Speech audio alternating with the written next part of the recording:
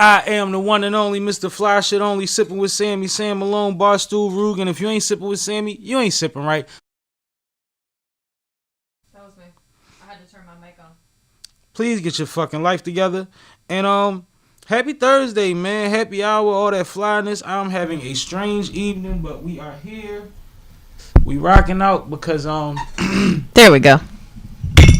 there was a lot of topics just popping up that's like, man, they can't wait till Monday. And we told y'all, we promised y'all that we was gonna do this more often. So here's a Thursday stream for y'all. As usual, I am joined by K of Font Productions. You know what I mean? Shout out to K. Hey.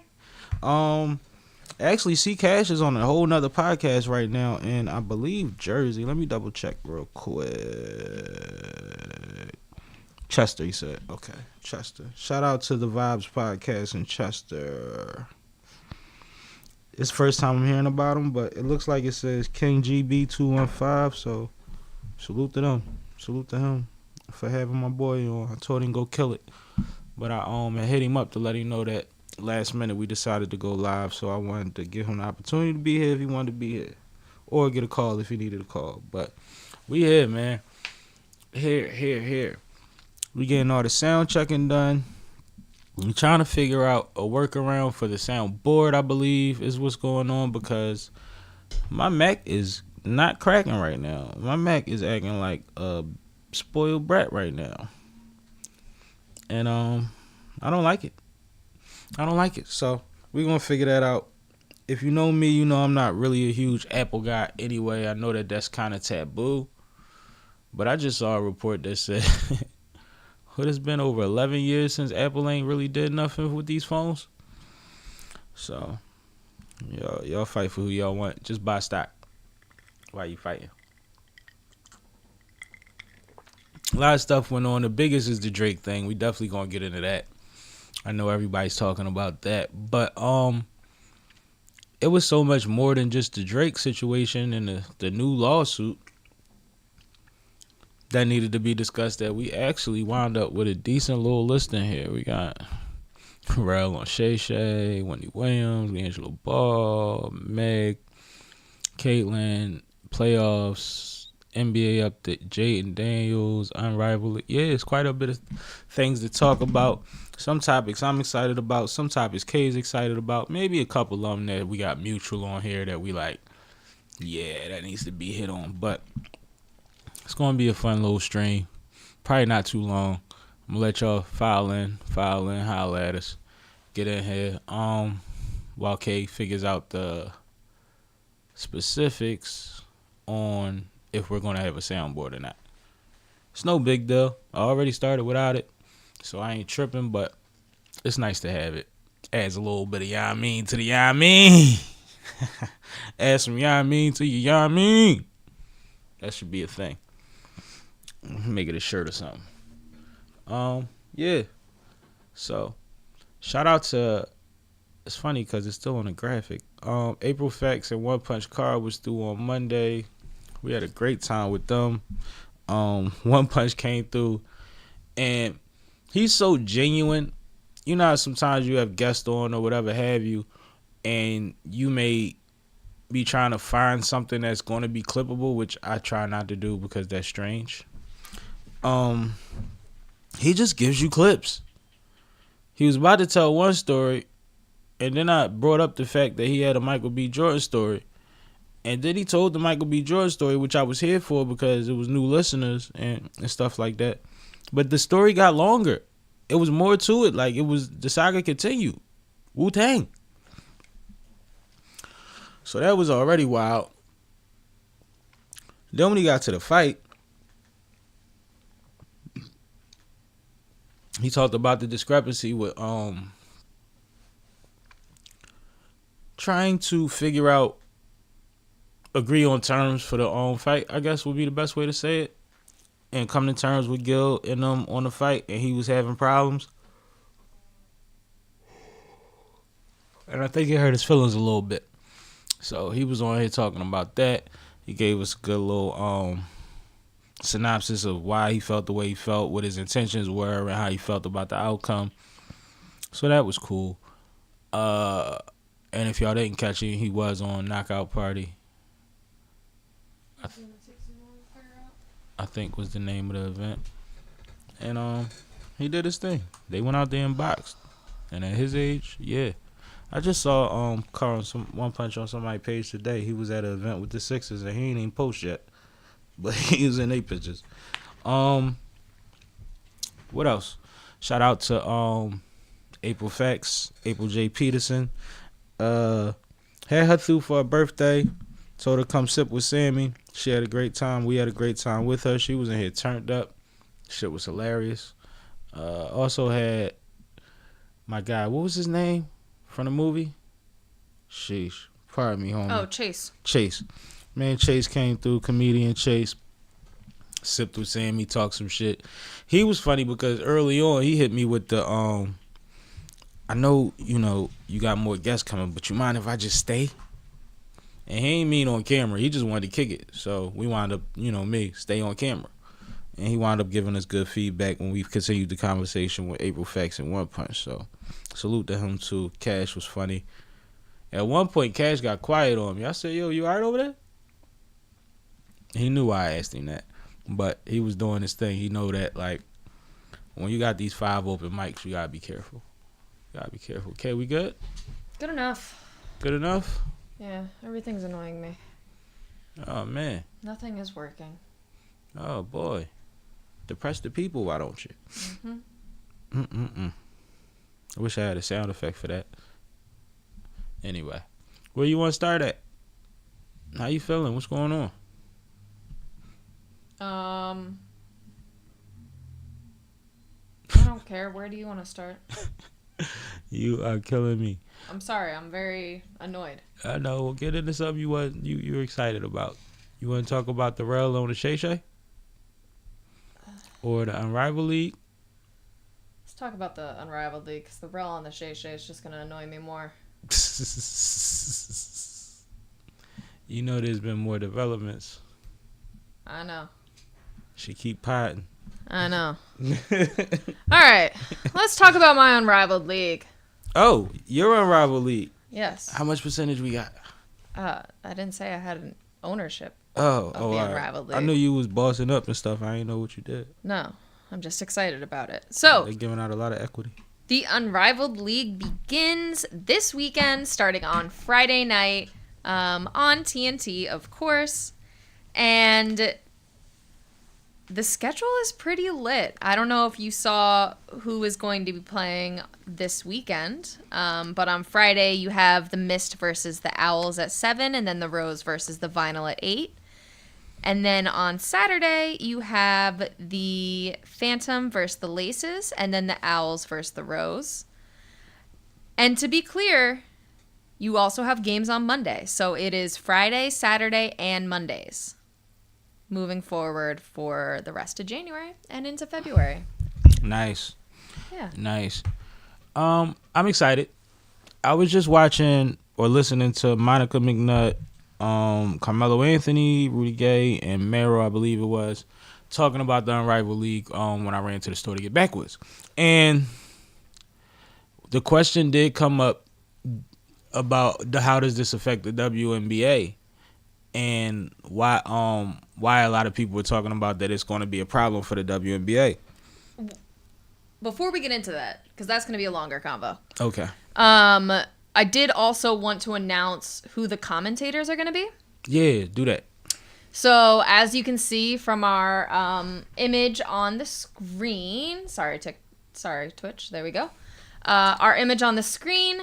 The commentators have been announced, and they are none other than the fabulous Candace Parker, the wonderful Renee Montgomery, Lauren Jabara, and special guests Lisa Leslie. Wow, that's heavy. Special appearances. So, yeah, this is a star-studded lineup. These are exactly the women that I want to hear talk about women's basketball. And I think it's interesting that, Candace was brought onto this because Candace is working. Like, she is everywhere when it comes to basketball commentary. And for her to sign up to be a part of the TNT team for the Unrivaled League is huge. I think she's obviously Lisa Leslie, but outside of Lisa, Candace Parker is probably one of the most known female basketball players, period.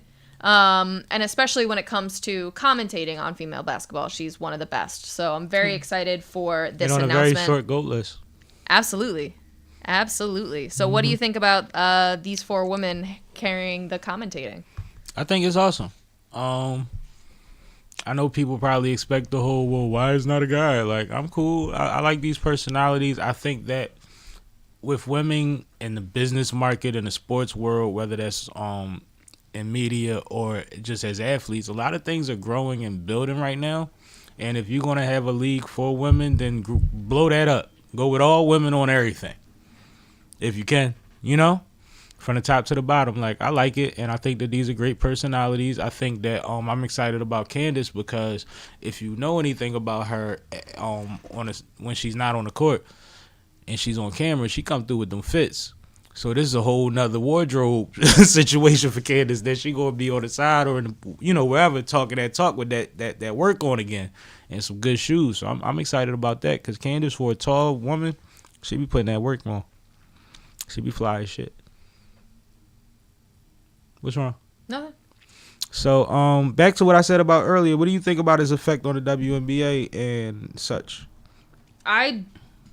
So explain to me more what they were saying, because I think that there's going to be a great effect on the WNBA, but I think it's going to be a positive effect. 2 things. Monica McNutt said one thing that sticks out to her is that the traction that women's sports got last year may be an anomaly. So longevity, and when you have a product like this, would be strange. But I say the longevity part to say this. She said the reason that it would have an effect on the WNBA is because this is the last year of the CBA and the WNBA. Yeah. Which is the collective bargaining agreement.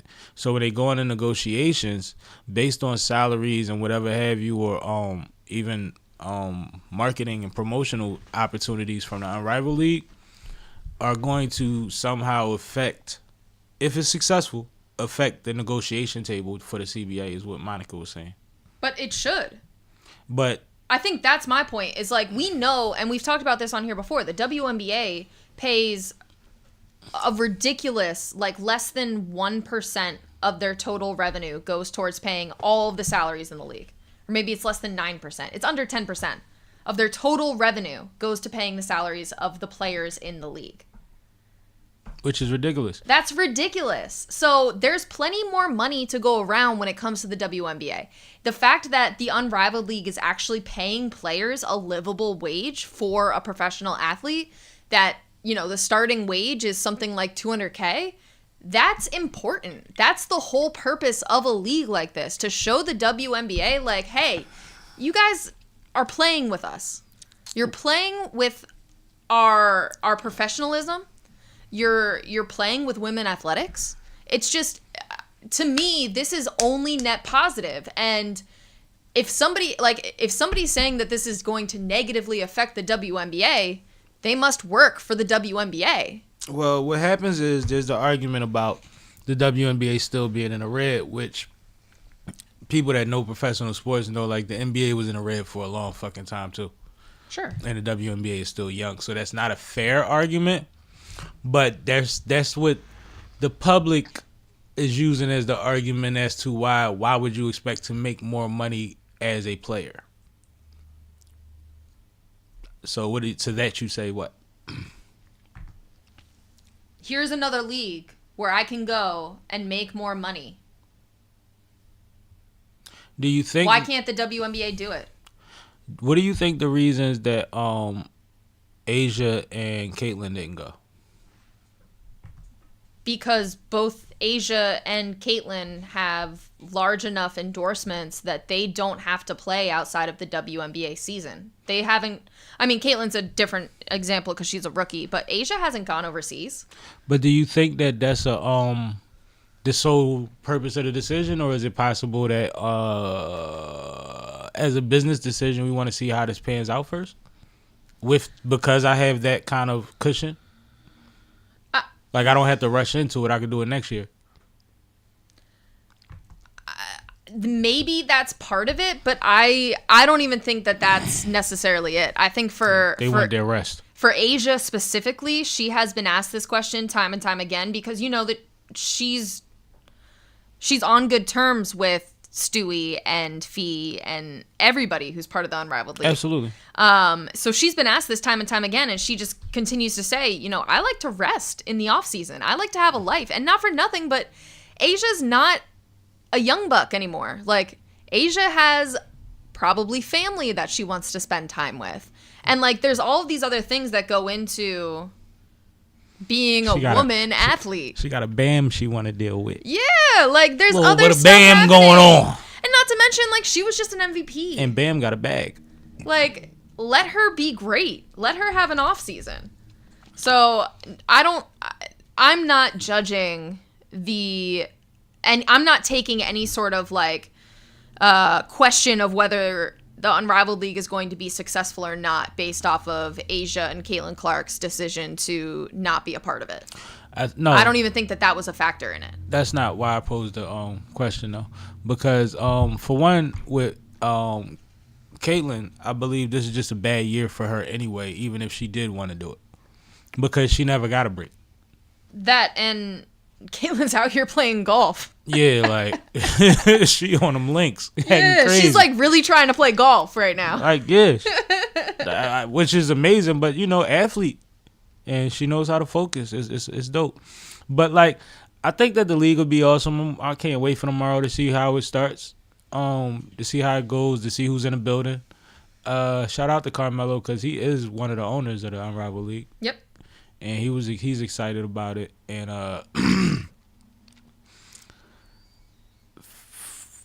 longevity wise, what do you say?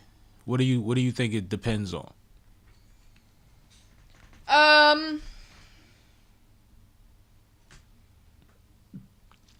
I mean, revenue is a thing, but you know that can fluctuate, right? Go ahead. I think longevity will probably depend on brand deals. So one of the things that I've been thinking about when it comes to Unrivaled, and this is just me speculating, I have no evidence to back this up, but when you have club teams that are not associated with any city, it becomes a lot easier to have a brand kind of sponsor that club in a different way. Mm-hmm. So, like, you know, obviously there's always the, like, little logos, even for our city teams. But when you're a club and you don't have to be the Philadelphia blank mm-hmm. or the Minnesota blank, mm-hmm. you're just the Lunar Stars. You can add in the State Farm Lunar Stars or whatever. Right. Now, I'm not saying that they necessarily... Oh, you treat it like an arena. Right. I'm not necessarily saying that they envision this being that corporate or having that heavy of endorsements, but that is a potential revenue model for a league like this. Another thing to think about, because currently they are playing this league in Miami, but have no commitments to be in Miami in the future, there's also the ability to shop this around to other arenas that are not necessarily the big NBA arenas that might not get the same event traction in the off months, depending on what league they do house. So there's a lot of opportunities here. I think as far as the longevity of the brand, I think the fact that TNT signed a broadcasting deal, and I'm going to go ahead and assume that it's a multi-year deal because usually broadcast deals are. Mm-hmm. I think that speaks to potential longevity right there.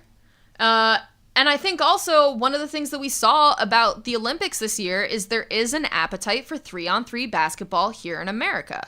Mm-hmm. And it's not something that has been explored in a televised manner. So I think that, you know, they have a brand new product that they're introducing Americans to that is fast-paced, fun, less reliant on, height to be the carrying option. Like, nobody really cares about... Nobody's watching 3-on-3 basketball to see the dunks, let's be clear. Even in the men. So it's much more about ball movement, about one-on-one play, about, all of these other things like quick defensive recoveries, all of these other things that make basketball great. So I think that it's going to show a different side of the game than what you get to see when you watch just straight up NBA. And not for nothing, but while Unrivaled League is a women's 3-on-3 league now, and it is predominantly equity women, there are male owners, as you mentioned, and there's no reason why the Unrivaled League can't have a male counterpart league as well, or a unisex league, co-ed league. Yeah, so there's a lot of different ways to expand this idea and create the longevity. And I think that at this point, because of all the buzz, let me be clear. Nafisa and Brianna Stewart have done such an amazing job in cultivating this league, getting the right players to sign up, creating the buzz, getting the right broadcasting contract, the right sponsorships to go along with it, the right commentators. They have plugged all the correct pieces into place that I don't see how this could not be a successful hit. And now, granted, I'm going to watch this weekend. I'm very excited. I'm going to make a night of it on Friday. But I don't see how this is not a successful venture. And I think that this is going to prove to the WNBA and maybe other women's sports leagues that this argument that you've been giving women time and time again about why you can't pay us more, it doesn't fly. It's not true. Because if men were asking for these same payments in the early stages of the NBA, probably would have gotten it. Not in the early stages. In the same 20 years in, the same way that the W is? Yeah, by time Magic and Bird. Yeah, that's what I'm saying. I don't know if that was 20, but yeah, by that time, yeah. Yeah. I brought something up on here in the past, and I'm going to revisit it.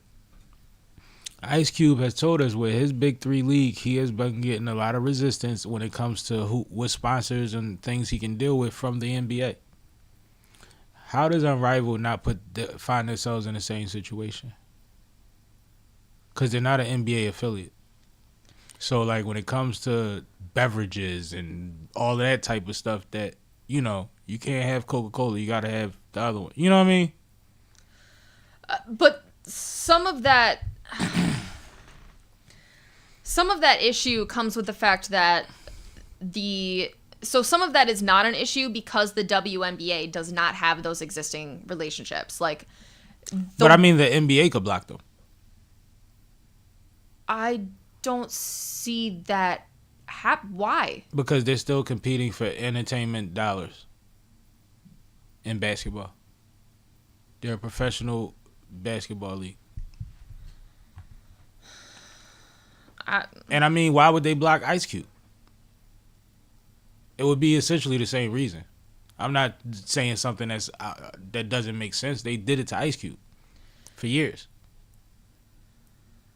The difference is they blocked everything. Ice Cube is outside of the league, and this is being started by the players themselves who are part of the league. They're outside of the league doing it, though, and potentially becoming rivals for the WNBA or putting pressure on the WNBA to pay more. Well, they got Sprite. They got body armor. Which is great. They probably get Skims. But see, maybe he'll block Skims. Like, you don't know, because the NBA got Skims, I think. Yeah, the NBA has Skims. Yeah. But they should buy, you would think they would have Skims, right? But Under Armour is kind of Skims, I guess, huh? I mean, Sprite is the big one. No, Sprite is huge, but I'm talking about as far as functionality, as far as the product. Skims serves the same purpose as Under Armour? I said body armor, not... Oh, body armor. Under Armour. What's body armor? Body armor is I saw that before. A sports drink and sports that's a water. Yeah, you're right. Like a Gatorade alternative type of John. Yeah, you're right. I did see that before. Okay, that's cool. They do have Under Armour, actually. I'm seeing that now. That's their official uniform partner and performance that'll outfitter. probably conflict with Skims, is what I was thinking. So Under Armour is good. They have Wilson. Wilson, as their official ball basketball. Manufacturer. Yeah, awesome. They got Miller Lite as their beer sponsor. Nice. Sephora as their beauty partner. Hell yeah. Yeah, that's fire. Icy Hot. Ally Financial. Shout out Shaq. Samsung Galaxy is their tech partner. Nice. State Farm, like I said.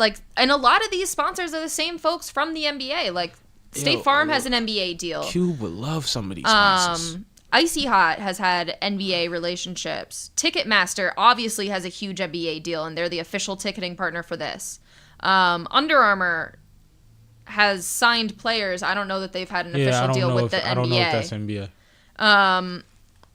But Wilson. Aren't NBA balls Wilson balls? Spalding. Oh, okay. So maybe they are going for all the opposites, but... Let me double check. Keep talking, though. But yeah, there's plenty of potential sponsorships. Again, that to me is not an argument against their viability as a league. Yeah, the NBA still has Wilson.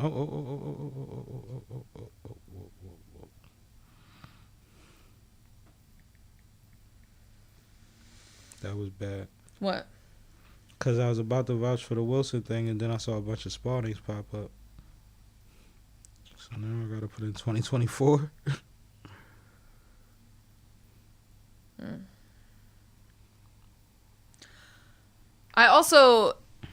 So we're also skipping the longevity of the one-on-one tournament too, which, isn't happening until February, but I think that is going to end up being a huge highlight of this league as well. One-on-one sports, basketball has been growing on the internet.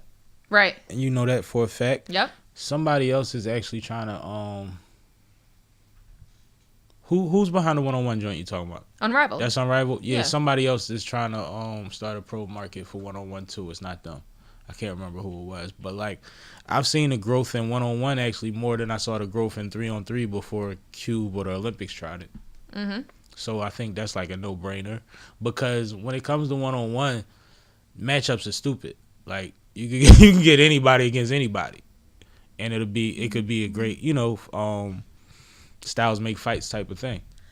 I also, going back to the commenter choices, I love the fact that they chose all female commentators. Me too. I love the fact that they are intentionally giving opportunities to women in sports with this league. That is the whole mission of this league. And I think that a lot of the people who are criticizing or underestimating this league's potential are also underestimating the amount of female sports fandom there really is. I know for me personally, I love watching women's basketball. I think we all know that at this point. But in general, I like watching women's sports. I like watching women's soccer. I like watching women's volleyball. I like watching women excel in athletic fields. So I don't see... To me, I think that there's a lot of other women who are going to be excited about this. And I think also this is giving so many opportunities to women to continue to talk about female sports year round. Because normally in the winter, you don't hear about female sports at all. There's no female hockey. Basketball isn't played in the winter for females. So to have another piece that can fit into that puzzle, that can satisfy these new female basketball fans and continue to keep them watching these players year round and following these players' stories like celebrities, like they do the men. I think that's a huge critical piece of this. Speaking of which, and I agree with you on that, I was just looking it up. Remember we watched that Juju game against Rutgers and Kiyomi didn't play? Yeah. The word is, and I don't know if it's been officially confirmed, but a lot of the blogs are saying that she got suspended for a fight. Yeah. She came back and scored 33. She's a monster.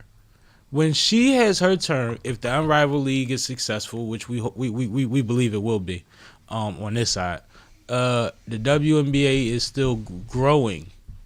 Will players like her really... If the WNBA doesn't up the salaries, will it just be a decision Ooh, what's the entry place for the Unrivaled League? Do you have to be 21 and all that like you got to be for the WNBA? Because will this be a decision they'll make? Like, well, maybe I'll just go straight pro, or maybe I'll do my 1 year and bounce to the Unrivaled League and then go to the W after I get. You know what I mean? That's a good question. I wonder how that works. But what's their what do you need to be able to be drafted to the Unrivaled League? Because every league has different. Well, so they haven't announced any sort of... Because they're not drafting any new talent right now. But right. I think that would be interesting. And at this point, it's been all equity deals. So it's been like clear, sign this contract, you're an unrivaled player type of thing. There hasn't been a draft situation. There hasn't been any announcements on how players will enter the league moving forward. And I mean, very, very, very limited amount of spots when you look at a 3-on-3 league with 7 teams, right? But at the same time, if you that, somebody gonna grab you. You know what I mean? Like, not saying all girls will have that option, but like if you top 3 as a freshman that don't want to go to the W, like that's not age appropriate to go to the W, you might treat that shit like motherfuckers going overseas or going prep or whatever, you know? Oh, okay. So I just looked this up, and the league is actually being presented as an ally with the WNBA, so that might be the difference between the big three and this. Okay. Because Unrivaled League is being positioned as a WNBA ally league. I've seen allies and then they were no longer allies before, especially in business. It gets crazy. Yeah, I mean that might not be the case. And I love if that's official, if that's where they gonna stand, then that's gorgeous. Because then, but see, that's what I'm saying. It still becomes a feeder league. Yeah. Well, so the other interesting piece of this is that WNBA free agency just started. Mm-hmm. And so a lot of the players in this league are actually free agents. And the free agency period just started on January 11th. So this is a great chance to watch free agents play and then, potentially offer them deals based off of their performance in this league. Interesting. So, and just... Satu Sabali. Yeah, she's going to the Wings. Yep. So there have been a couple of free agency moves already. Like we said, Satu Sabali will be going to the Dallas Wings. Kelsey Plum will be going to the Aces. She was already... Oh, no. It says she might not stay. That's what this is saying. Kelsey. Yeah, but these are just some of the big free agents that are available. Brianna 1 year deal for the... Because she wants to stay until the new CBA is in place. So that's the other thing. The new CBA is coming, so a lot of folks are going to be signing 1 year deals. If you got leverage, don't oversign. That's stupid. Yeah, almost everybody's going to be signing a 1 year deal. So you might not see as many shakeups this year, but going into next year, you'll see a ton. See a ton. Dang, there's some names on this list. Oh, yeah. Oh, man. Dana.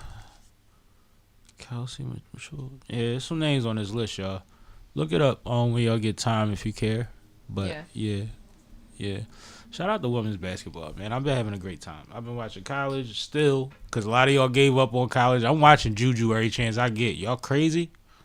And I'm trying to watch Kiyomi as much as possible, but Rutgers ain't that right now, so it's kind of difficult. I got to find the Rutgers channel on YouTube or something. I don't know. Well, UConn's always tough. You could always watch Paige. No, Paige is fun. Paige is actually fun. Is she back? Think so? I'm not sure. Right, cool. That was a little freak accident. I was going to say, I don't think that was an extended injury. She just got hurt. Yeah. Because like I said, she came out to the bench dressed. A uniform, not on. She returned from a left knee sprain. Is it a sprain? Yeah, so she's back already. Cool. Yeah, I always try to catch Paige too. She's fun to watch. But her versus Juju was crazy. It was a fucking movie. I don't know if y'all saw it, but it's on YouTube. At least the highlights. Go check it out. It went up. It really went up. So, where we at now? Well, since we're talking about women's basketball, you might as well go into Caitlin Clark. Yep. So, did y'all know Caitlin had a stalker? Caitlin had a stalker that clearly was getting too much access to her and put her in a lot of uncomfortable situations. She was stressed out. She moved, I believe, her people at one point. I don't know how true that is, but this idiot went to court yesterday for his arraignment. And you know how, like, when you hear stalker, sometimes you think of, like, dangerous people because, like, they have a vendetta. This guy's a kook, which makes him just as dangerous. So he goes in there, and I'm not saying that he's dangerous, but I'm saying when somebody is not on a rocker, there's no telling, and that's scary. But he went into the courtroom. The judge was introducing the case, and he sat back, started rocking, and said, "Guilty as charged." And she said, "Please don't say anything yet, and you do have the right to remain silent, and I would think that you would invoke that in this time because I'm only telling you what the charges are." And he said, "Oh, all right. Give me that book. Give me something." And she was like, "Excuse me." And it was just like, yo, when you famous, bro, and this is going to tie into another report we got later, people have no idea what you got to deal with when people know who you are. Like, Caitlyn ain't did nothing to nobody, and we don't know, like, he was sending some weird stuff. But the range of the stuff he was sending was so weird, we still don't know his true intentions with her. Or why he was stalking her. None of that stuff. But then when you look up, he might not name the reason. He might just be... He might just got the name stuck in his head and went with it. Yeah, he might just not be all the way there. Somebody might have said that she's standing for women's rights or something, and he might have said, well, hell, she's the devil. Like, you never know what happened. Yeah. And this is weird because I don't know what you would get for stalking, but I hope that at least they get him help. But make sure that he can't get back to her because she has to travel for a living. Yeah. And if he's allowed to travel, then he needs to be in a position where he got himself together or y'all figured out what's going on because this is very, very weird. And I hate that. And I'm sure Angel is dealing with similar things too, especially because Angel gives off the sexy. Yeah. Would be the best way to say it. And it's like, you don't want that. Like, I wouldn't want that for my young boy that was in the NBA. No. Right? No. Like, you trying to adjust to so many things. You trying to figure out so much stuff. Life is coming at you fast. And now, you got to look over your shoulder and you can't even treat people like a fan. And this is why we need to pay our WNBA players more. It's crazy. It's crazy. Like, can you imagine dealing with this type of stuff and you only make $70,000 from the league? That's it. You're famous. Your face is everywhere. Your likeness is being used to sell thousands of tickets. But you get paid $70K. You know what the WNBA is? At least when it in the inception of it, reality TV. And remember reality TV? What they was getting 30,000 or something, whatever have you. But your face is everywhere. And that's my larger issue with this, like, overarching conversation that the Unrivaled League is going to make things difficult for the WNBA. Like, we're talking about the difference between $70K and $200K, right? We talking about put another billion on the table and everybody's covered. Sure, but in the grand, not even $1 billion. Like, we're talking, a couple milli. Like 10, 20 milli. But the owners are billionaires. They own other sports franchises. Right. So being a piece, we could get there quick. Right. And my point is, like, if you think that the jump from $70K to $200K is going to fuck up the WNBA, meanwhile, the NBA can have players that make $50 million, make this make sense.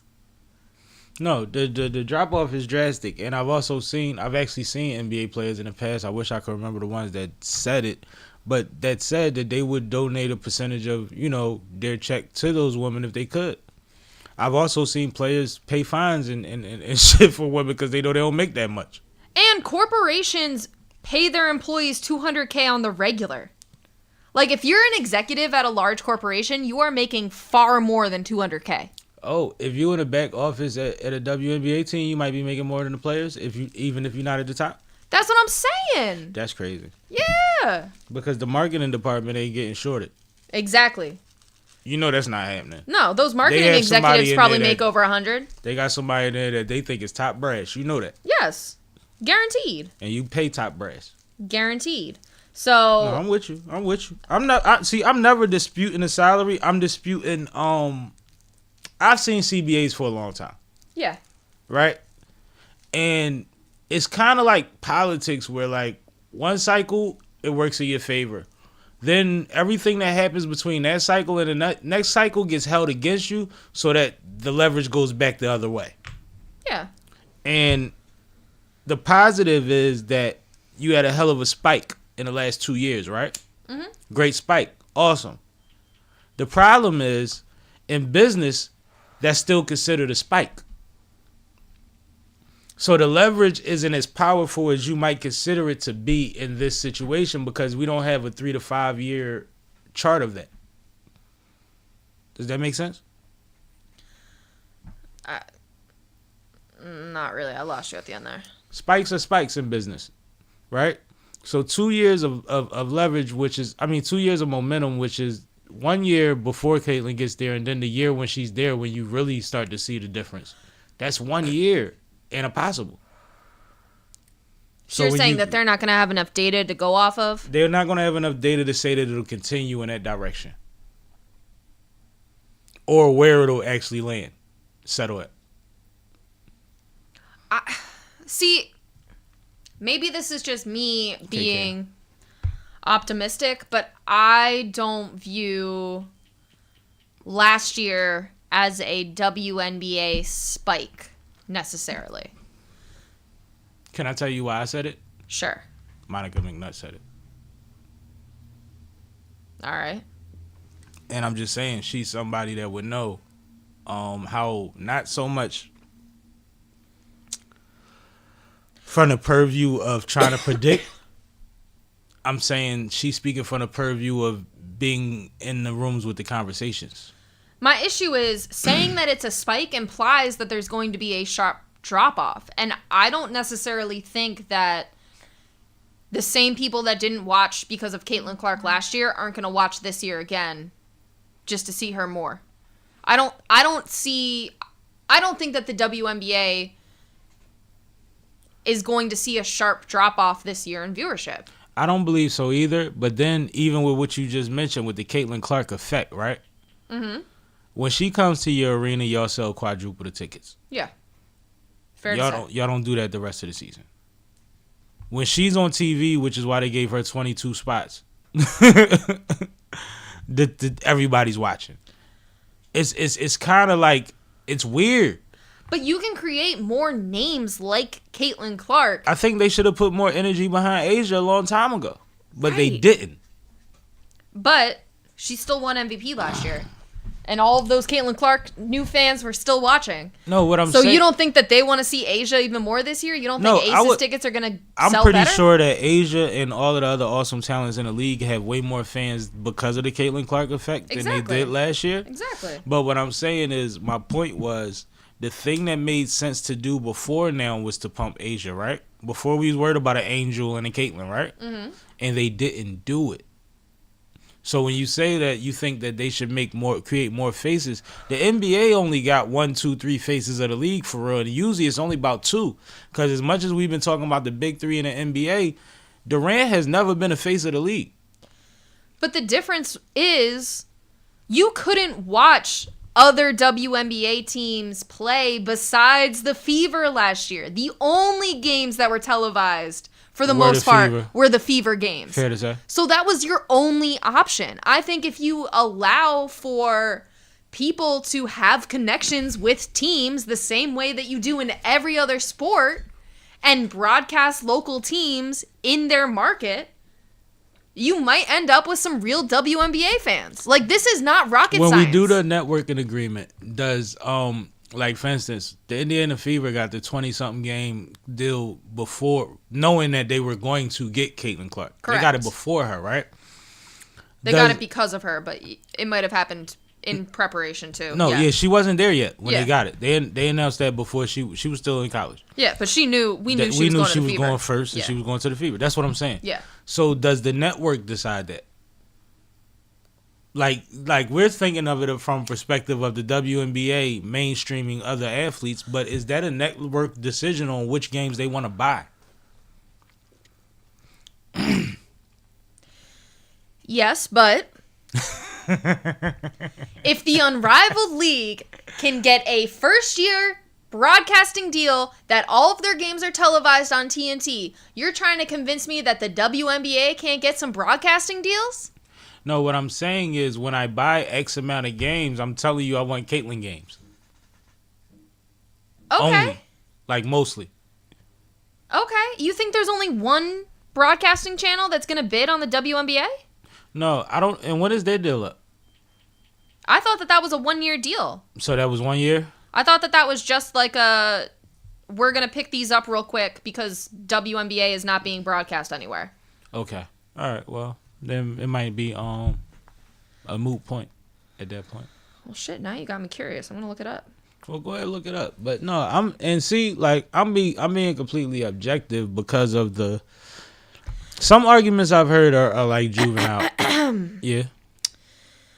WNBA secures landmark media rights deal with none other than Walt Disney. So that's ESPN? Beginning 2026 season, the WNBA games will be distributed on ABC, ESPN, or ESPN2. And then there are also going to be other games on NBC, USA Network, and or Peacock. And then Amazon also has some games that they intend to stream. So we'll see more of the WNBA than we've seen before, is what that says. Yes. Which is a good thing. That's a beautiful thing. Because I hate being limited. I mean, in any sport. Like, you'll live in Philly and games are blacked out in Philly unless you have the NFL network or whatever have you, right? And that's an 11-year deal, by the way. Dope. That's fire. But in basketball sometimes there'll be games that'll be on that I want to watch that I can't watch. So, excuse me. With the WNBA, even though it's regional, we don't have a team. So I'm not attached to one team. So I want to see a lot of different players play on different nights.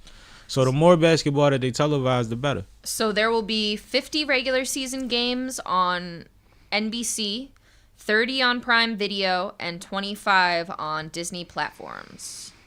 That's fire. Yep. How many games was broadcast last season? Now that we know Caitlin had 22, I'm curious in comparison. Because you named 100 and what, 30? 125. 25 games, yeah. So last year, ESPN played 25 games. And she had 22 of them. Yeah, 36 of the 40 Indiana Fever games were broadcast with national or streaming partners. Wow. So there were 25 games on ESPN, 12 on CBS, 43 on ION, and then 40 on NBA TV and 21 on Prime Video. So the only one they was talking about was the ESPN one. I was saying 22, they were saying 25, I think. Yeah. But like I kept thinking I was overshooting with 25. But damn. Yep. I mean, and you can't be mad at it. She's the bag. But like, we got people in this 3-on-3 tournament that are some of the best one-on-one players you ever seen in your life, and you would love to see them if you knew. So maybe it'll piggyback. They'll feed each other in multiple ways as far as the two leagues. But yeah, this is very interesting. It's all very new and exciting. Yeah. Where are we going now? Hold on. I'm just finishing up this article, making sure I didn't miss anything. She's so good. She could read the shit and respond back to me. All right. Let's move off of sports for a second. Let's do it. Got a random bottle up here. What? Nothing. I just seen a bottle I don't recognize. I guess it's from the holidays. Oh. Let's talk about this situation. Ball. All I do is ball. I might swerve in the corner. Whoa, whoa. You want me to intro it? Yeah. Oh, shout out LiAngelo Ball and the Ball family. What's the LeVar Ball is probably the greatest father ever. Now, we announced earlier on this stream that another time on the stream that LiAngelo Ball had a hit record out that has been going crazy. Locker room to locker room, they've been pulling independent, quote unquote, promo moves that have been phenomenal. It went crazy when he first dropped the stream with Neon, and it went stupid on TikTok. Now it's reported that he received a deal that is very favorable, but has a lot of different points on it. But I think it's between 8 to 13 million. I'm seeing 13. Yeah, but I don't know if all 13 is guaranteed. I think it's like an NFL contract. And I think that it's a distribution situation, right? Yes. It's a distribution, and word on the streets is he has another banger in the tuck. They said his brother played it in a locker room, but it's not out yet. So I don't know if 13 million for one record that is, I don't want to say gimmicky, but I don't even think that's his style of rap. I think that's a song. So I don't know like what he presented at the meeting, but he also had a lot of offers on the table. An independent label came at him first with like 42,000 or something, and that opened him up to knowing that he had options. And I think they started shopping themselves, actually, and got him this deal. So what do you think about I'm a swerve in the corner? Whoa, whoa. You know, one of the new challenges is to get people to finish that sentence on TikTok. The WNBA player. Matter of fact, the what's the name? The Unrivaled League players all did it. Did you watch that?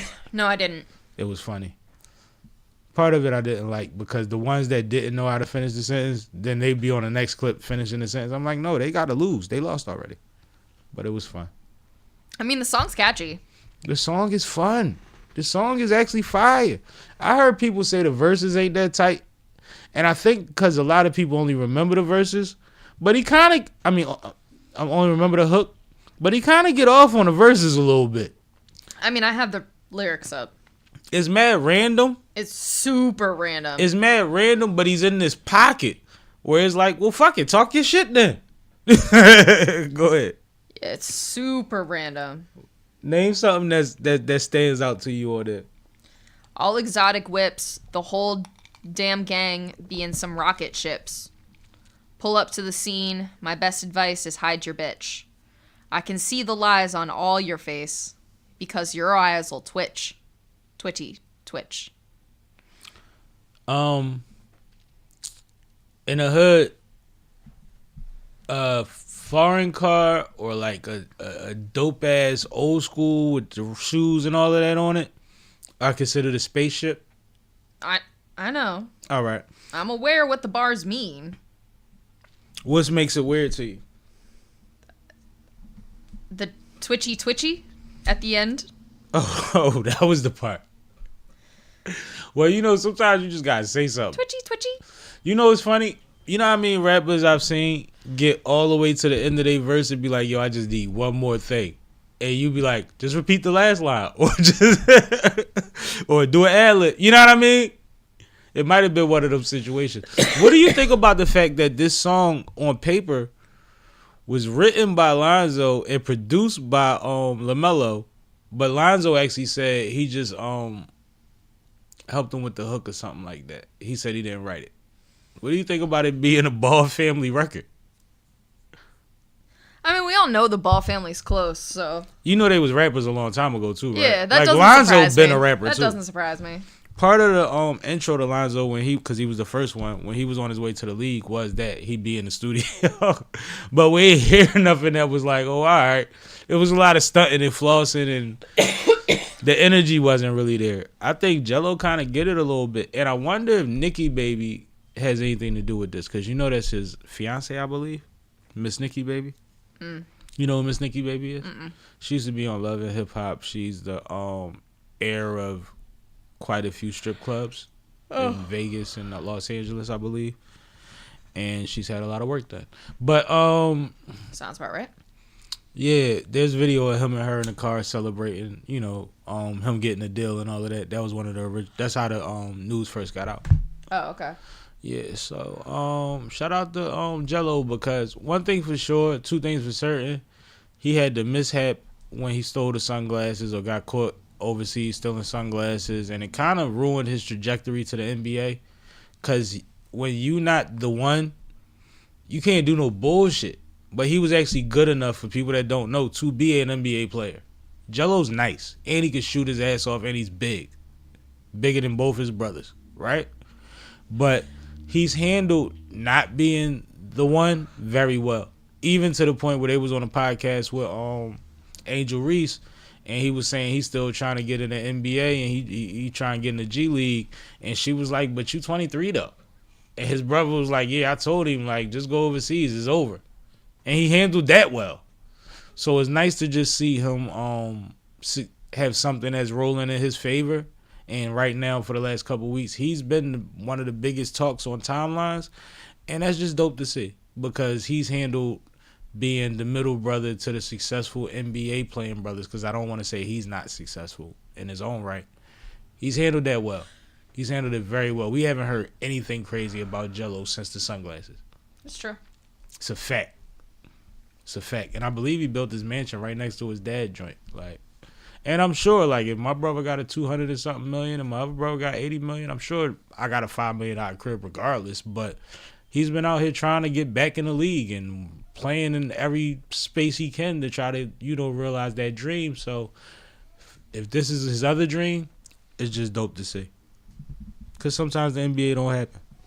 You know, the Sixers need players right now. Jello would be great on the Sixers. He's tall. We could use a forward. See, he would be a 2/3.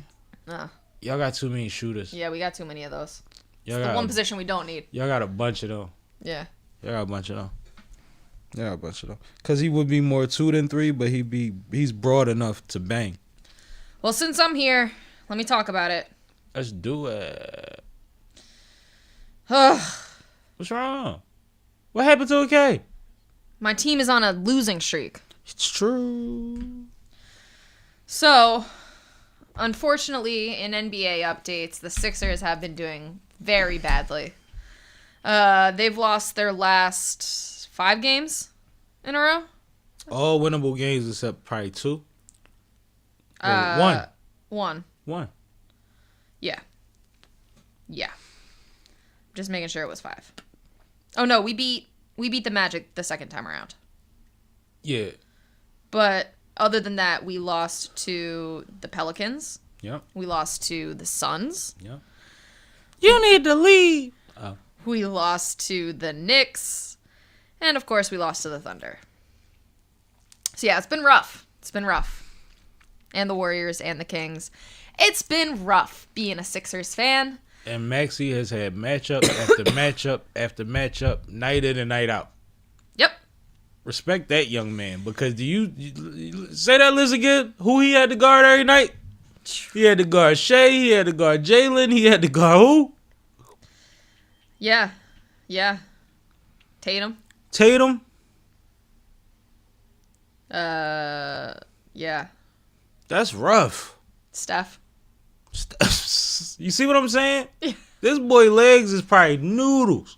Well, and that's the other thing. We've been playing a lot of games recently. And y'all on a back-to-back tier. Y'all got a 5 back-to-backs this month. I was about to say, unfortunately, Sixers fans, it's not going to get better until after the All-Star break. Yep. Our lineup going into the All-Star break is brutal. Next up, we have the Pacers, then the Bucks, then the Nuggets, then the Cavs. Finally, the Bulls, a little reprieve. And then the Lakers, Kings, Nuggets, Celtics, Mavs. Whole lot of point guards. Maxey, get your rest. It's going to be brutal. It's going to be get your rest. A brutal next couple 2 weeks. 2 weeks. Unfortunately, Embiid has been out with ankle sprain or a foot injury or something. I don't know. It's hard to keep track of his injuries. Toenail. He has so many of them. Drummond's been out with a toe thing. Yeah, it's just been, we have no height. Wabusele almost got hurt. Yeah. Yabusele has been our saving grace. Paul George has just been fouling nonstop. All he does is foul. He ready to go sit down. All he does is foul. He doesn't like his position. I don't blame him. It's tough being a Sixers fan. And what I've also seen, and I've acknowledged this to you in private, as much as I love Maxey and I love that year by year they're progressing him as a main character and a mainstay, a go-to guy, I think he's still learning how to be a go-to guy. I think a lot of the times he gets in positions where he's like, I got to score, I got to do something to make this happen, and he takes horrible shots. And he does it more often than not sometimes. And when he's on fire, he's phenomenal. But it's those stressful situations, those times where it's like this is time to either open it up or catch up, where he'll just pull something that's like he would shoot that shot, but he wouldn't have shot it at that time because he wasn't on balance. Why are you shooting that far off balance and it's not a crucial clock situation? Mm-hmm. So I just seen him make a lot of bad decisions as just a young player trying to adapt to being a guy, because I think that years of waiting for Embiid to decide what we going to do on offense while he dribbles the ball and posts up and looks around the world for 20 seconds, he has to get over that glitch of like deferring. Yeah. Or have to figure out the balance between deferring and not deferring. And I think he's working on that. I think we're watching that happen in real time while we're watching a 7-footer sit on the bench every other game. Yeah. And it's making it very difficult. We're going to go to a game, though. So, some other things in the WNBA, or in the NBA. Whew, in the NBA worth mentioning. Last time we spoke, the Cavs and the Thunder were both on very long winning streaks. They did play each other, and the Thunder won.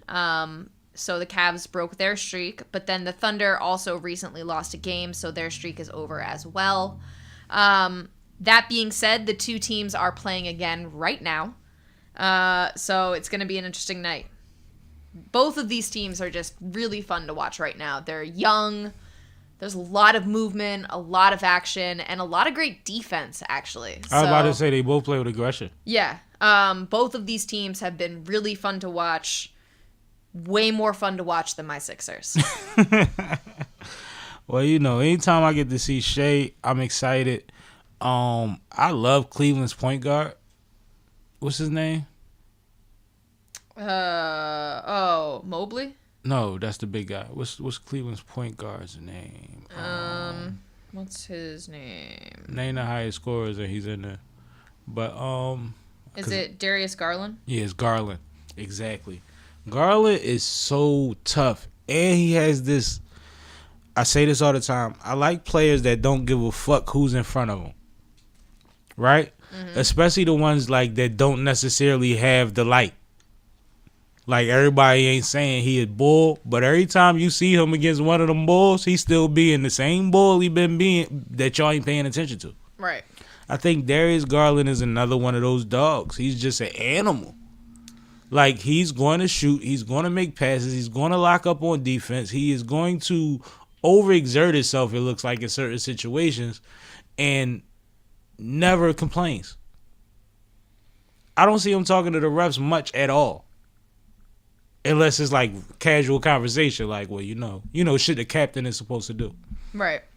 But, like, I don't see it. And, I mean, even as great as a player as LeBron is, one of my biggest critiques of LeBron is how much he complains. Especially to the refs.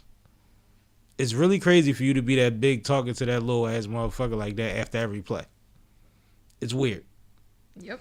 So I love Garland's game. Like you said, Mobley.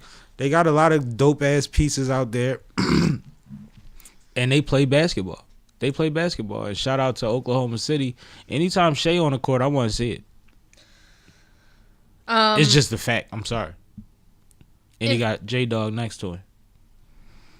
In other news, your Lakers have moved into number 6 spot in the Western Conference. Give us a big end. No. I mean, that's better than you were. You need to leave. We in a You're way, now ahead yo. of the Mavericks and the Timberwolves. We are in a way, yo. And it's crazy because I love AR-15 right now. Like, him being a starter and getting the minutes and producing. And what's funny is I heard a conversation about being a third option versus being a sixth man off the bench today. And I think you heard it too. Mm-hmm. And when AR-15 was a sub and spending more time on the bench, he was a scorer. I've seen him facilitate some shit for Brian since he been starting.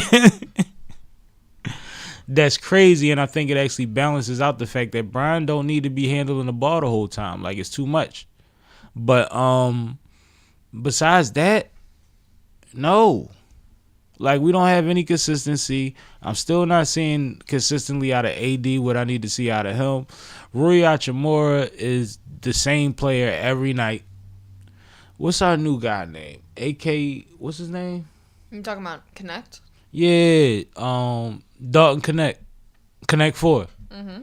Connect 4 is dope, but it's like he's not consistent either. You can't figure out how to work him into the system right now. Yeah.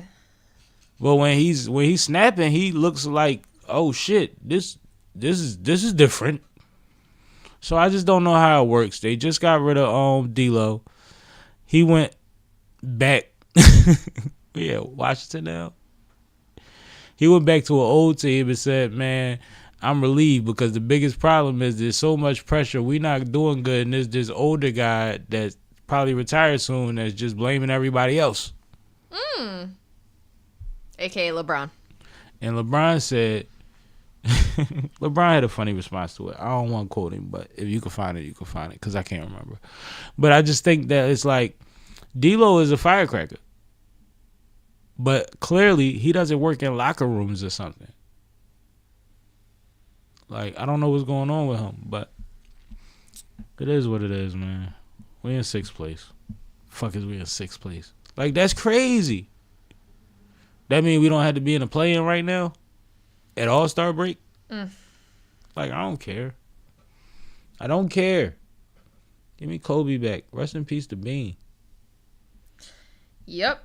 And I ain't trying to be disrespectful, but, like, I just need different kind of dogs, man. Like, see, the difference between Kobe and LeBron, I'm sure LeBron will go to the office and probably complain on the low or go to the coach and be like, yo, I ain't fucking with homie.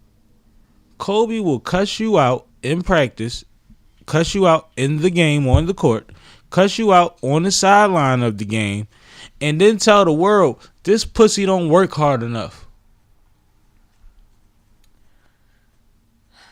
That's part of the Mamba mentality too. And as much as everybody loves LeBron for being a nice guy, it's just like being a coach. You have to adapt to your personnel. Which means sometimes you might got to cuss niggas out. You might got to punch somebody and make sure the tape don't get out like the Draymond joint. That's what you got to do. I'm sorry. Yeah. I'm sorry. Like, you on the planet of the apes, act like a fucking gorilla. If that's what you got to do to turn these motherfuckers into warriors, let's act stupid. It come with it.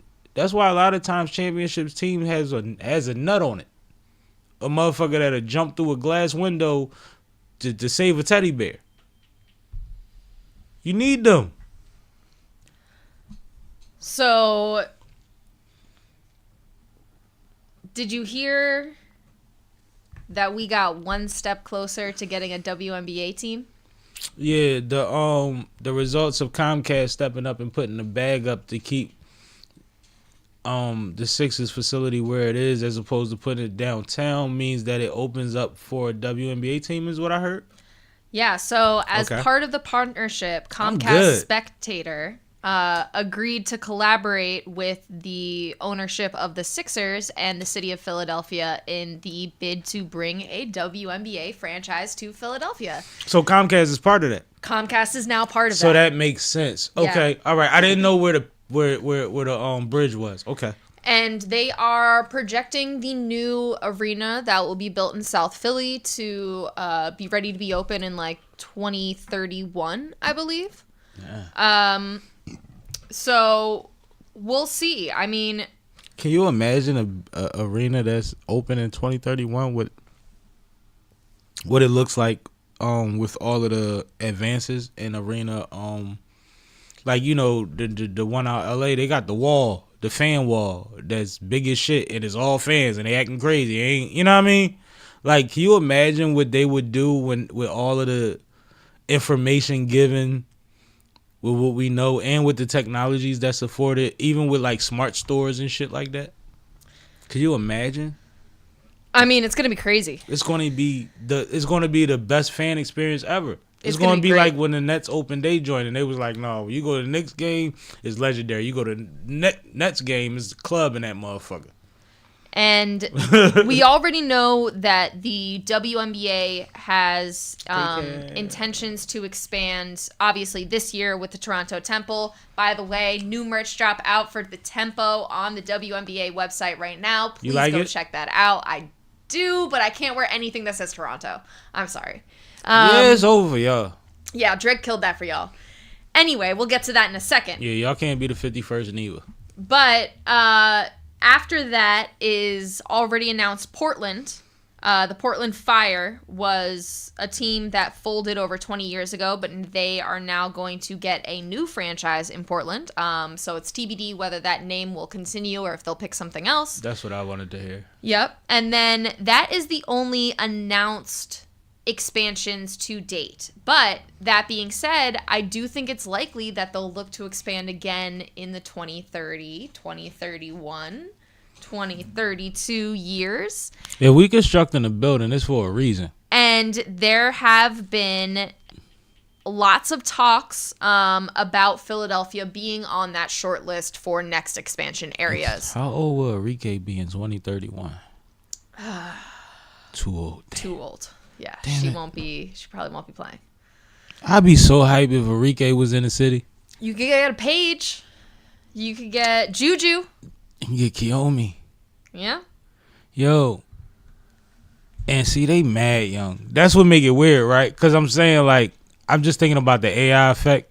Like how you go to a club or you go to a party or you go somewhere for dinner and you just see that motherfucker there having a good time. I would love to see Enrique in those settings. These younger girls is a little creepy. Mm-hmm. It's a little creepy. And Enrique is young. You know what I mean? Compared to me. But, like, that's not even that wouldn't be considered creepy. They was like, oh, no, he knows she nice. You know? Yeah. As opposed to, like, he chasing or something, what it would look like. I'm talking about optics. And not that you should always care what people think, but you got to be careful out here. I don't want to be running behind no 20-something-year-olds sitting at the bar with them and looking like we getting cozy. And I'd rather be chopping it up with Enrique, watching the game and looking like we talking basketball. That's all I'm saying. Because it can get misconstrued, man. I have that problem, Kay. You know that? Mm-hmm. Okay. Anything else about basketball before we move on? I need my Lakers to make a post fucking All-Star game run. Can we still trade? I mean, Jimmy's on the table. Listen, let's find a way to get Jimmy and get Cooper Flag by hook or crook. Trade something to get a fucking higher draft pick and we get Cooper Flag number 2. So the NBA trade deadline is not until February 6th. That's what I thought. It's always right before All-Star. It's right before All-Star, always. Yeah. No, I just, whatever. But it's not fun to watch the Lakers all the time. Well, it could be worse. You could be a Sixers fan. Yeah, that's why I'm not. Yeah. Part of it's it. rough out here for us. Part of why I'm not. It's rough out here. It's cool. I respect y'all. I've almost given up any hopes of making the playoffs at this point. Yeah. Like when your superstar announces that he's not playing back-to-backs, it's over. You just think about the percentage of the games you play without your superstar, how many games you got to win. Yeah. Like we're not. I don't even know that we'll make it to the play-ins. Like, let's be real. It won't be there. It's ugly. It's bad. It's ugly. It's bad. It's looking ugly, Kay. All right, let's move on to better topics. Let's do it. Talk to me about... What? Let's get into it. Drake. I was right. Drake. You got to start this one. All right. So, we talked about this before, but it is now official that the lawsuit has been filed from Drake's team against Universal Music Group, his own label. And Kendrick's. So this is in response to Universal Music Group promoting Kendrick's diss track, Not Like Us, which stated that Drake was a PDF file, among other accusations. And so Drake's claim is basically that by the Universal Music Group promoting this song, they have defamed his character and thereby devalued his music in an effort to get a more beneficial deal for them during this negotiation period. That's my understanding of it. Did I miss something there? He also, part of it was that he whitelisted the song so that people could react to it, which was not, what he explains as, which not normal for UMG to do for YouTube usage or streaming usage, to where the streamers could react to it and blow it up more. Gotcha. That's how Kai Cenat and all them other streamers get tied into it. And the crazy thing is, we only talk about the top 3 names that's on that list. That list is long. They showed like the top 40 streamers, like people all the way down to like 70,000 views. But it goes beyond that as far as reaction pages.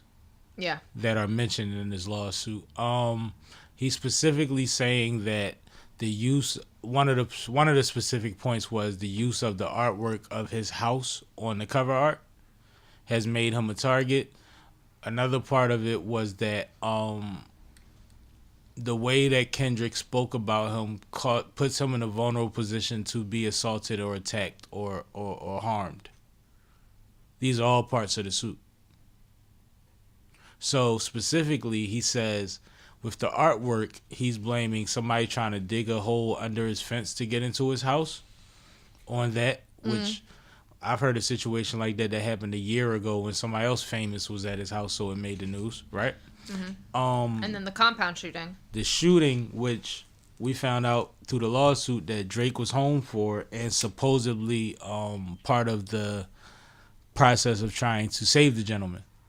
Oh, wow. While they waited for the ambulance for 30 minutes. So you're talking about plugging bullet holes or whatever have you, keeping somebody awake, and all the things that go into trying to make sure your man don't give up before the cop, before the 30 minutes is a crazy response time too. That's what happens when you live far. Right. And that's what I thought about when I heard it and read it, because I did both. But what I also thought about was, if you live in the hills, how long it take a fire truck to get there, right? And no pun intended, because of what LA is going through right now. But it's a real thing that when these houses, just think about the Airbnb mansions and the 911 calls and how long it takes when a Pop Smoke situation happens, right? Yeah. The motherfuckers ain't on every other corner. They not. Yeah. So these things have a slow reaction speed. So I don't think the 30 minutes was actually abnormal. I think it's just a fact of the situation. Thank God I live in a city. Whew. No, it's crazy. Because even imagine, like, when you move in these far, in the sticks, you're trying to get away from shit. but ain't no hospitals in the sticks because ain't nobody out there. So even if you gotta wait for somebody to get to you, you take you 45 minutes to get to somewhere to fucking get you a bed. Right. I need to be within a 20-minute drive of the closest hospital. I know myself. Let's be like, clear. I don't think people consider this when we talking about these celebrities and how, we celebrate the mansion, but we don't realize there's things that come with that. Yeah. Right? Like, there's certain wealthy people that make sure that they got a medical motherfucker not far, even if they got to buy them the house. They handle that because it's an inconvenience. I ain't going to die because you couldn't get nobody to me. Or they got a helicopter situation. Woo, come get me. Right? Mm-hmm. You can land a helicopter on top of every hospital, right? So it's just like, this is what happens, but it's just more of the same of what Drake has been doing this entire time, which has been aggravating and frustrating because even as somebody that was on the Kendrick is winning and Kendrick won, and I've never been a big fan of Drake outside of just respecting the fact that he has talent, but I don't like his narrative. I don't like to see him keep spiraling down in this way. And it feels like a spiral. It feels like a very bad spiral. I feel like he's trying so hard to win something that is unwinnable, and he's trying all of the wrong ways to win it. And the thing that makes it ironic to me is that's the same reason I don't like him in the first place, before all of this. So, can I read UMG's response quick? Yeah, because it's hilarious. It is. So, in response to Drake's lawsuit, UMG stated, "Not only are these claims untrue, but the notion that we would seek to harm the reputation of any artist, let alone Drake, is illogical. We have invested massively in his music, and our employees around the world have worked tirelessly for many years to help him achieve historical, commercial, and personal financial success. Throughout his career, Drake has intentionally and successfully used UMG to distribute his music and poetry to engage in conventionally outrageous, back-and-forth rap battles to express his feelings about other artists. Situations they could have got sued in. He now seeks to weaponize the legal process to silence an artist's creative expression and to seek damages from UMG for distributing that artist's music. We have not and do not engage in defamation against any individual. At the same time, we will vigorously defend this litigation to protect our people and our reputation, as well as any artist who might directly or indirectly become a frivolous litigation target for having done nothing more than write a song." A frivolous litigation target is crazy. Ooh, them heavy words. But I heard something else in there too, right? Mm-hmm. I heard, remember over the years, we've been watching podcasts, we've been Joe Budden, we've been hearing stuff on the radio, interviews and stuff like that. And there's this thing between being independent, being on a label, being on a back burner on a label, and having the label behind you. Right? Yes. They specifically said, we've had all of our counterparts all over the world working you. Yes. Do you think that that's the every artist on the label package? No. I'm just asking. Because the label will tell you where you sell at, and they won't ship, so to speak. Which means they won't promote in these days when everything is streaming. But you know what I mean? They won't put the same energy into that sector for you. Yes. This is the deluxe package, right? This is something like elite, right? Well, and not only that, but like they specifically brought up previous diss tracks, which there's tons battles. Of. Not even battle records. Lines that he said at people. Yes. Which he does that all the time. You know what I mean? Drake songs you heard and was like, damn, I wonder who he talking about. And it wasn't just him talking shit. It was specific to somebody and they felt that. Yeah. That's been his whole career. Well, and not only that, since he's been lit. Then to take it one step further, like there's been plenty of times that label artists have chosen to release diss tracks not through their label. They put them out on YouTube. They put them out Mixtapes, on mixtapes. feature verses. They let them leak and then don't ever post them. Most of the people that Jay-Z dissed was on somebody else's record. Most of We've the people he seen- responded to was on somebody else's record. And We've he did them a favor and gave them a look. And we've seen Drake leak tracks that he then does not put anywhere. He does not go through his label. He just dropped the Fighting Irish freestyle and then it got took down. Because he didn't go through UMG. He acted like somebody leaked it. He's running the same plays. He's doing weird stuff. And then you going on these podcasts and these streaming situations and talking like you're oblivious. You are really the person that we thought you were. So this tells me two things. One, Drake's deal with UMG is all encompassing. They own him. Can I speak to that real quick? Yes. I said Joe earlier. On Joe Budden podcast, he said years ago, y'all don't think it's strange that Drake just signed for all this money and he's been on tour for 2 years straight with no break, it seems like? They own him. And they said he's trying to get out of that deal. Whatever it is, he is trying to run it up and fulfill whatever the fuck, and he's dropping random projects that some of them aren't hitting for reasons that we understand and we know he understands. But I think it goes deeper than the music. I think that his social media habits are a product of his label relationship at this point. But let me this is the other point I wanted to talk about the lawsuit and the response to the lawsuit, right? Mm-hmm. What the fuck was it? Damn it, Kay. Did it again. Not your fault. When you talk about trying to drown an artist for negotiation purposes, that doesn't make business sense. How far can I plummet you down and then benefit off of building you back up once we finalize a deal if I want to retain you? If I want to retain you.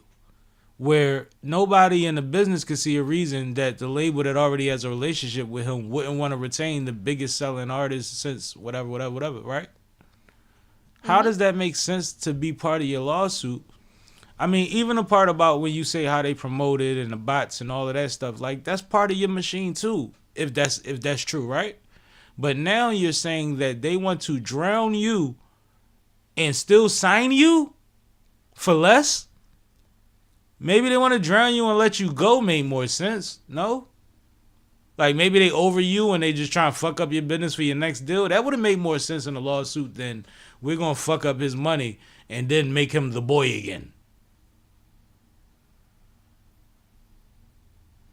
What do you think about that? So, I mean, I think I agree with you. I think it doesn't make logical sense for them to want to do that. Okay. I also just found that someone tweeted that Drake's current deal is basically a licensing agreement where UMG has the right to commercially exploit his music for a set period. And that's why they released everything that he self-leaks. It's not actually Drake releasing it. UMG is just going to go ahead and release anything that he self-leaks because anything that's all his it's all their property. Product. Yes. It's all their property. It's all their property. If he creates, it's theirs. That plays into what I said earlier about the quality of the music we've been getting, the amount of time on the road he's been doing and all of that. Like, they could play with his name, his likeness, his music or whatever, his product as much as they want. He got to go get more bags. Right? Mm-hmm. And sometimes when you get what you want, you forget what you were supposed to ask for when it comes to negotiating deals. Does that make sense? Yeah. And it's like, it's one of those things where it's like, oh, I'm getting this up front. This the biggest deal since what? Perfect. Shitting on these niggas. Excuse me. My bad. I'm buying Relle chains. I'm doing all of that, right? Mm-hmm. And then you look up and you say, oh, shit. I recoup all of this towards the middle or the tail end of this situation. I need to go run up on these arenas and spend $500,000 on production sets to bring in the revenue to balance out the waiting period. Because I do have this mansion with a full NBA basketball court in it.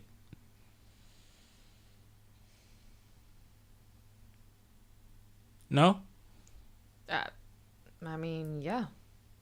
I'm telling you, it's something to that. And Joe hasn't really brought it back up. You know, he'll always tell you usually, but I think he's waiting for the other shoot, like for the evidence of it. But he said it a long time ago. He said, yo, why has he been on the road since he signed that deal? He doesn't have a choice. It didn't make sense for somebody at his stature to have to be exhausting themselves. And I don't care how big your plane is. Yeah. Yep.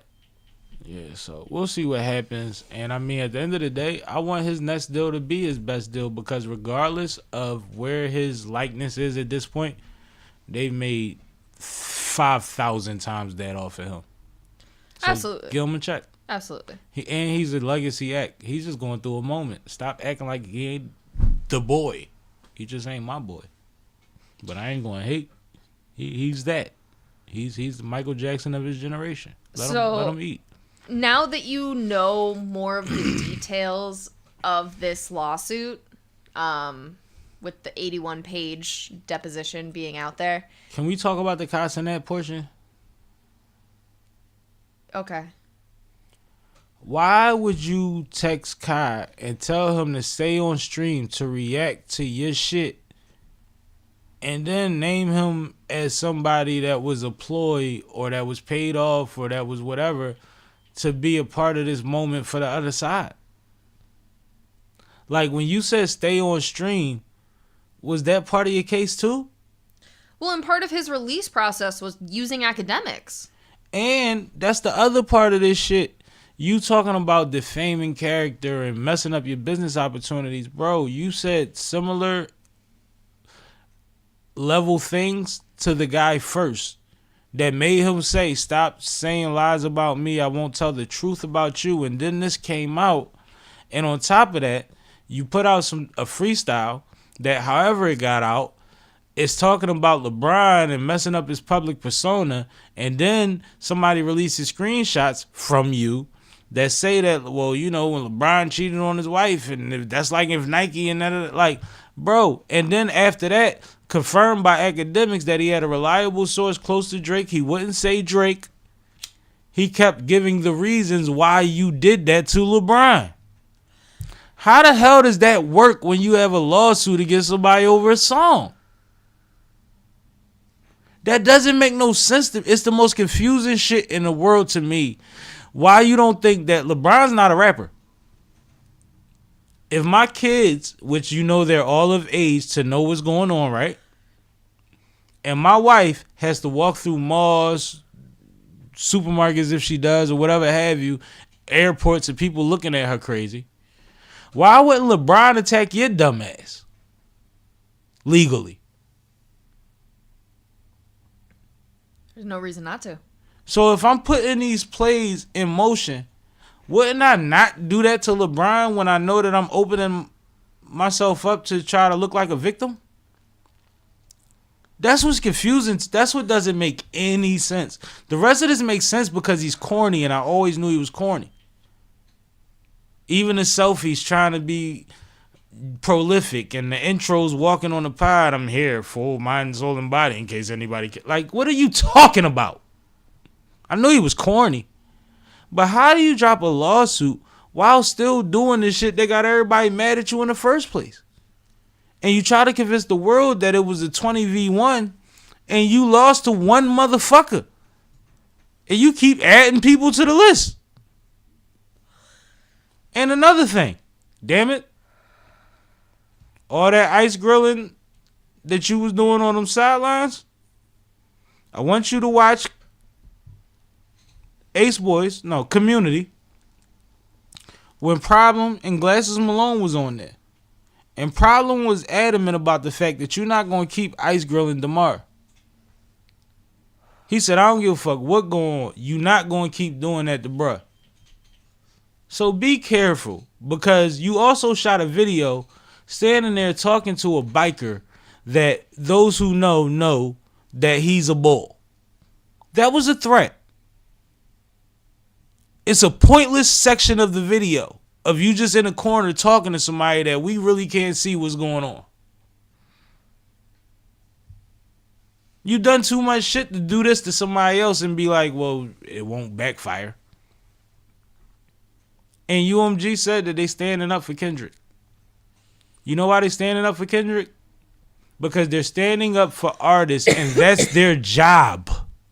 I mean, but they have to stand up for themselves. The lawsuit is not against Kendrick. No, but what I'm saying is whatever is got to be dialed out and figured out will be figured out on by their lawyers because they have to defend being a music label. Mm-hmm. Which means Kendrick is getting defended against you in this situation with the big dogs. It don't make no sense. It don't make no sense, yo. And stop acting like you doing this for other artists and for the people and for Prince and Michael Jackson because Prince and Michael Jackson dissed each other all the time. Them niggas ain't sue each other, bro. You a weirdo.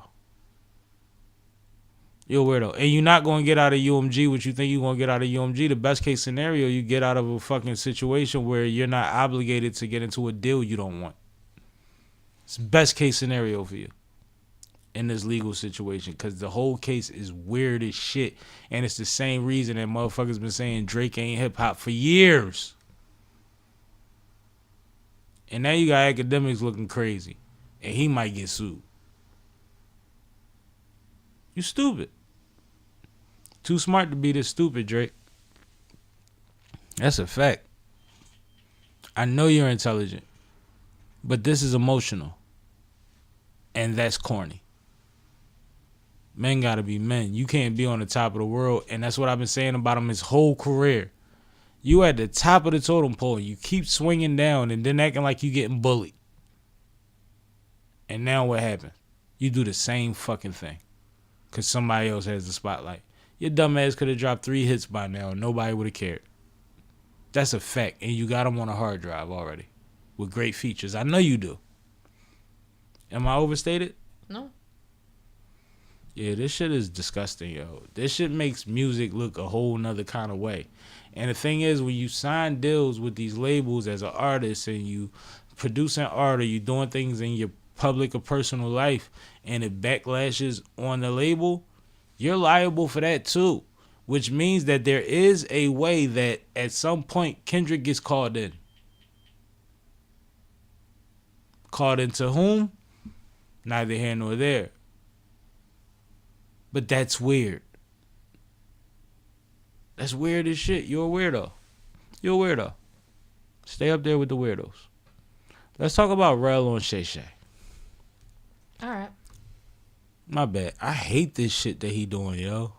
You just went on a very long Ruger rant, by the way. Yeah, but I hate the fucking selfies. I hate the attitude. I hate the pop-ups. I hate all of it, yo. I really don't like it. I want to hear the rest of the stories. Why everybody don't like him? Let us know. Like, flood us with podcasts, please. Because he's a weirdo. Where is my... Here it is. And I've been said he was a weirdo. If we lived on the same block, we wouldn't go to the party together. And you'd be sending me bottles and trying to hit my weed. I know you. All right, so... Shay Media... Shannon Sharp's media conglomerate. Shout out to Shay, man. Obviously, Shannon Sharp has multiple platforms himself, one of which is Nightcap with Ocho Cinco. Yep! I love that show. We've reported before that Ocho Cinco and his fiance, right? Fiance? Yep. Fiance were having problems publicly. To the point where there's speculation that they broke up. It's unclear what their status was at this point. But this week we saw an announcement from Shay Media that the Humble Baddies podcast was coming to the network. And so Humble Baddies consists of Relle, which is Ocho's fiance, Ashley, and Alexis, who are also from, what's that TV show called? Flippin'. Wags. Oh, wives yeah. and girlfriends. Right. So they are all part of the same podcast, and they made an announcement that they were coming to Shay Media. And Shay Media is the one that made this announcement. And then Ocho Cinco tweets back, so nobody was going to run this by me first to see if it was okay with this partnership. And then he said, y'all got me effed up. I'll do my own dang podcast. Mm-hmm. So, later on Nightcap. No, before that, Sherelle responded. Okay. What'd she say? Mind your business?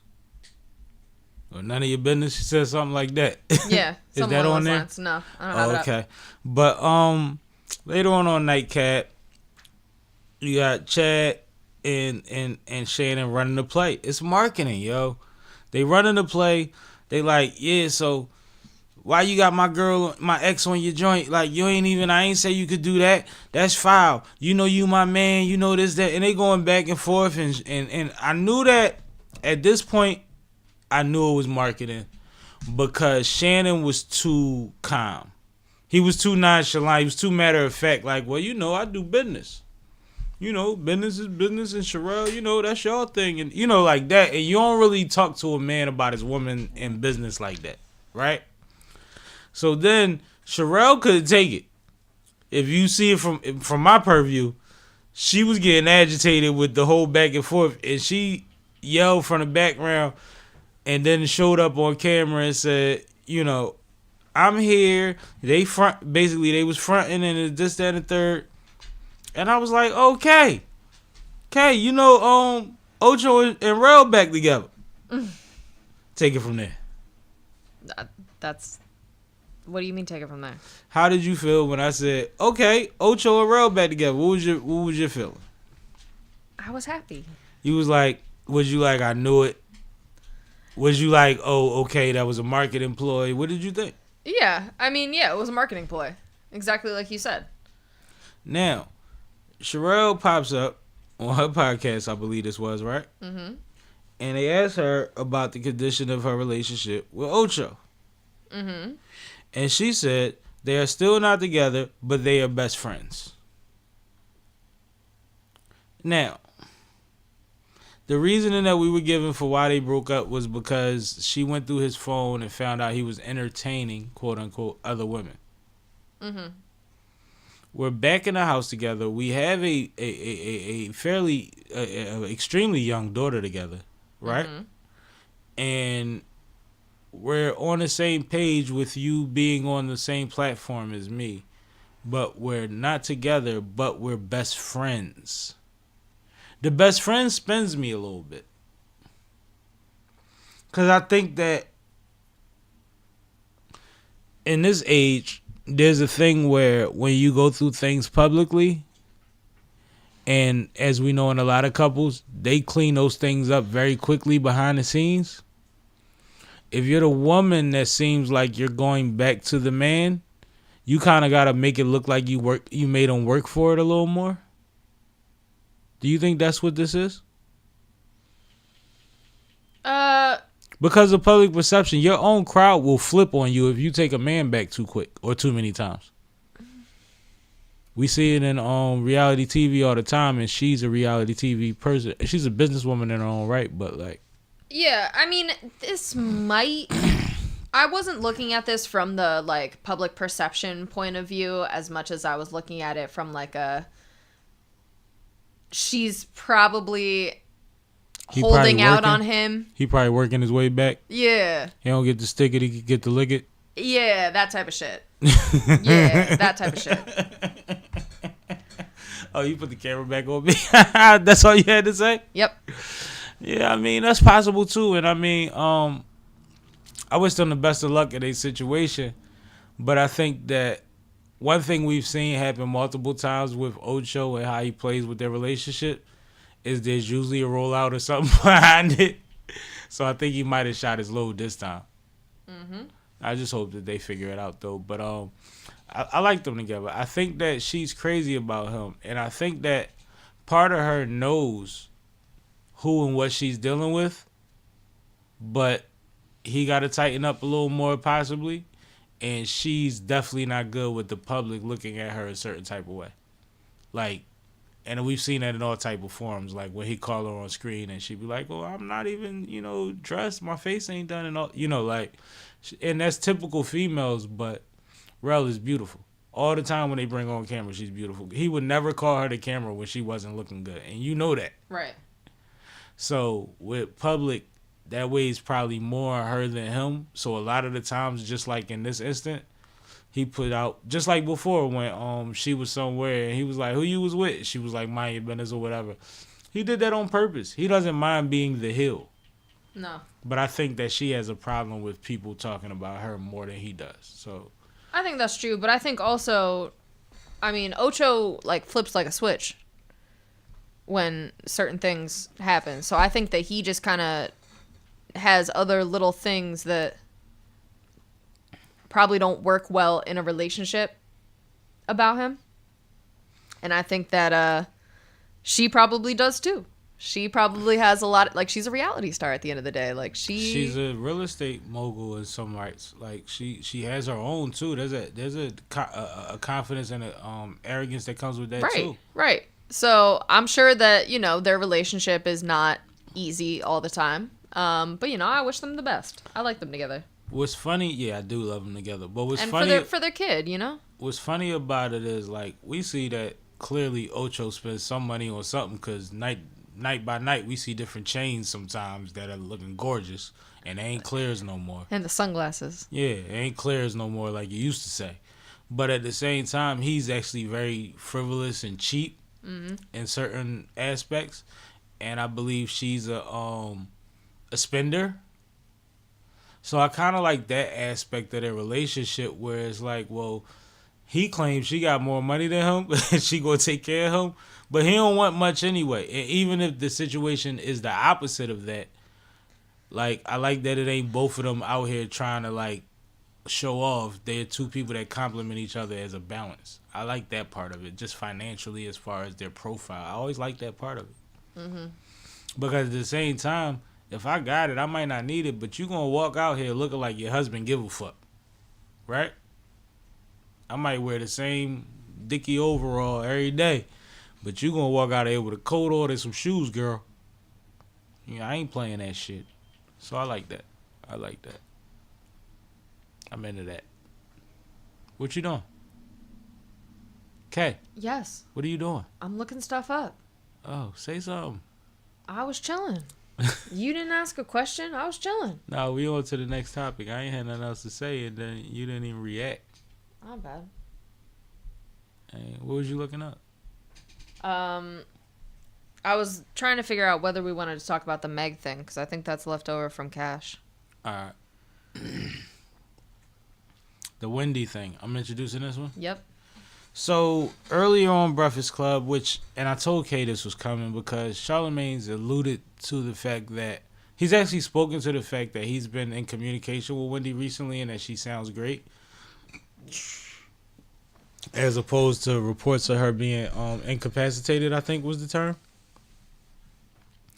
So, I kind of knew, because he alluded at one point, that we may hear from Wendy soon.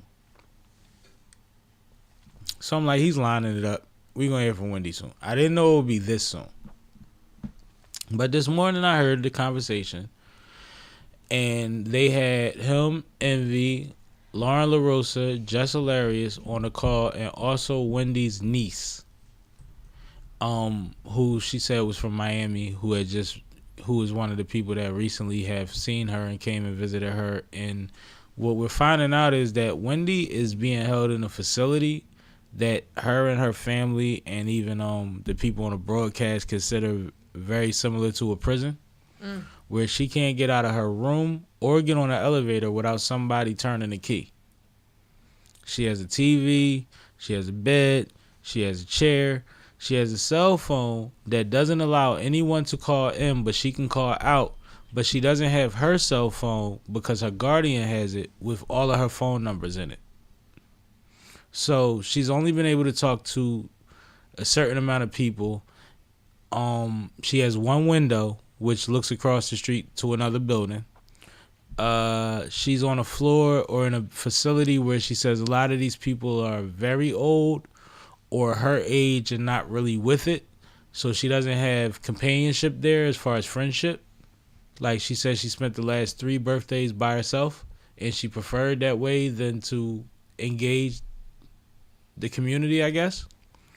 Her conservator has made it very difficult for her to get certain items that she wants, and she's not asking for major things. Like she loves Poland spring water, for instance.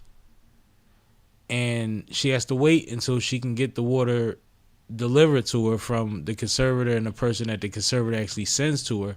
And they bring her the water and it's not Poland Spring. And that's a thing for her because she's used to being able to do for herself.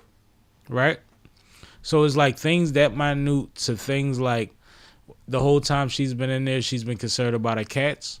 She has 2 twin cats, I think she said they were. Mm-hmm. And those were, I guess, her companions since her divorce or probably before her divorce.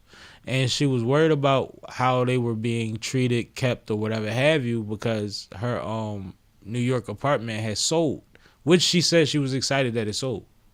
But she found out a day ago from the person that has her cats that they sold her cats. Mm.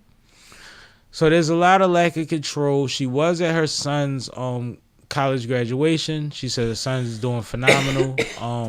She says that her father in the next couple weeks is turning 94, and she's not sure, based on what has been told to her by her conservator, if she'll even be able to go see him because her conservator has to grant permission. Charlemagne put the name of the conservator out multiple times. He made sure that he put the facility out. Lauren LaRosa said that she went up there yesterday to visit Wendy, was on the phone with Wendy the whole time. Wendy saw her from the window and said, "Girl, is that a Chanel purse?" from like the 9th floor or some shit. So when you want to talk about coherence, right? Like that wasn't a glitch in the matrix. Like you saw that. And she said she walked in. She gave her credentials. She asked to see Wendy. Wendy was in the system. They were trying to get clearance. She was on the phone with Wendy.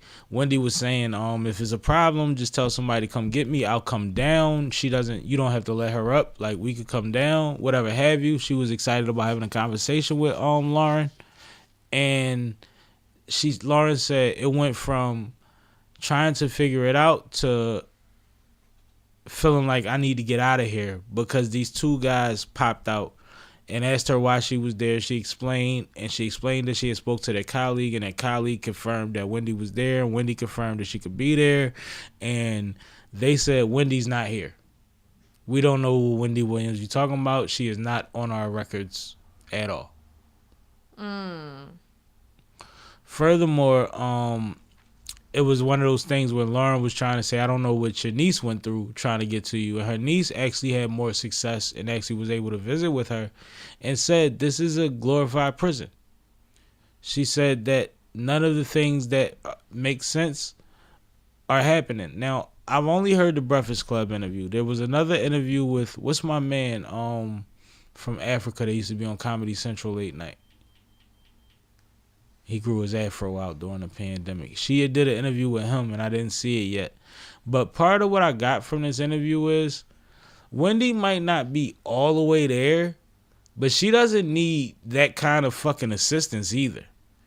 And when I say might not be all the way there, Wendy has this thing that she does when she's coherent, like completely 100% good, where she drifts and comes back. She always remembers how to bring it back. Like that's part of like being media sometimes, that you got to remember how to reel it back in, right? Mm-hmm. But there were times in the interview where if you were listening to it, it felt like she was getting off topic. But you're on a truncated timetable at this point. So it's like Wendy might have been trying to have a more long form conversation. And it's like, no, we need to get this out now and we don't need any confusion. So there was times where it looked like Wendy was like saying things, but she would usually get right back on topic. So I don't really see why any of this makes sense, especially when she has family. She has a son, she has nieces, she has a mom did her mom pass? No, I think her mom's alive. I think her dad has the birthday coming up, and they're all in Miami. She just wants to get to Miami and be with her family. And one thing that she said that I was interested too was TV was strictly for money. Radio is her saving grace. She think radio is a gift from God. It's where she's supposed to be. And I thought that was interesting too because she was a powerhouse on TV. Mm-hmm. And I'm pretty sure she made more money than radio. That's why she did it. But to as many seasons in as Wendy has been on TV, to still say something that makes you feel like she was waiting to get back to radio. Mm. And I think she could still do that. Yeah. Right? So it's like, it's very, very, very difficult to hear her talk about being this powerhouse of a black woman that built empires and got a lot of people paid and wind up in some Britney Spears shit. Because that's what it sounds like. That's exactly what it sounds like. It's the weirdest shit in the world. And it's like, I don't give a fuck if I'm stuttering and I never had a speech impediment. Let my family handle that.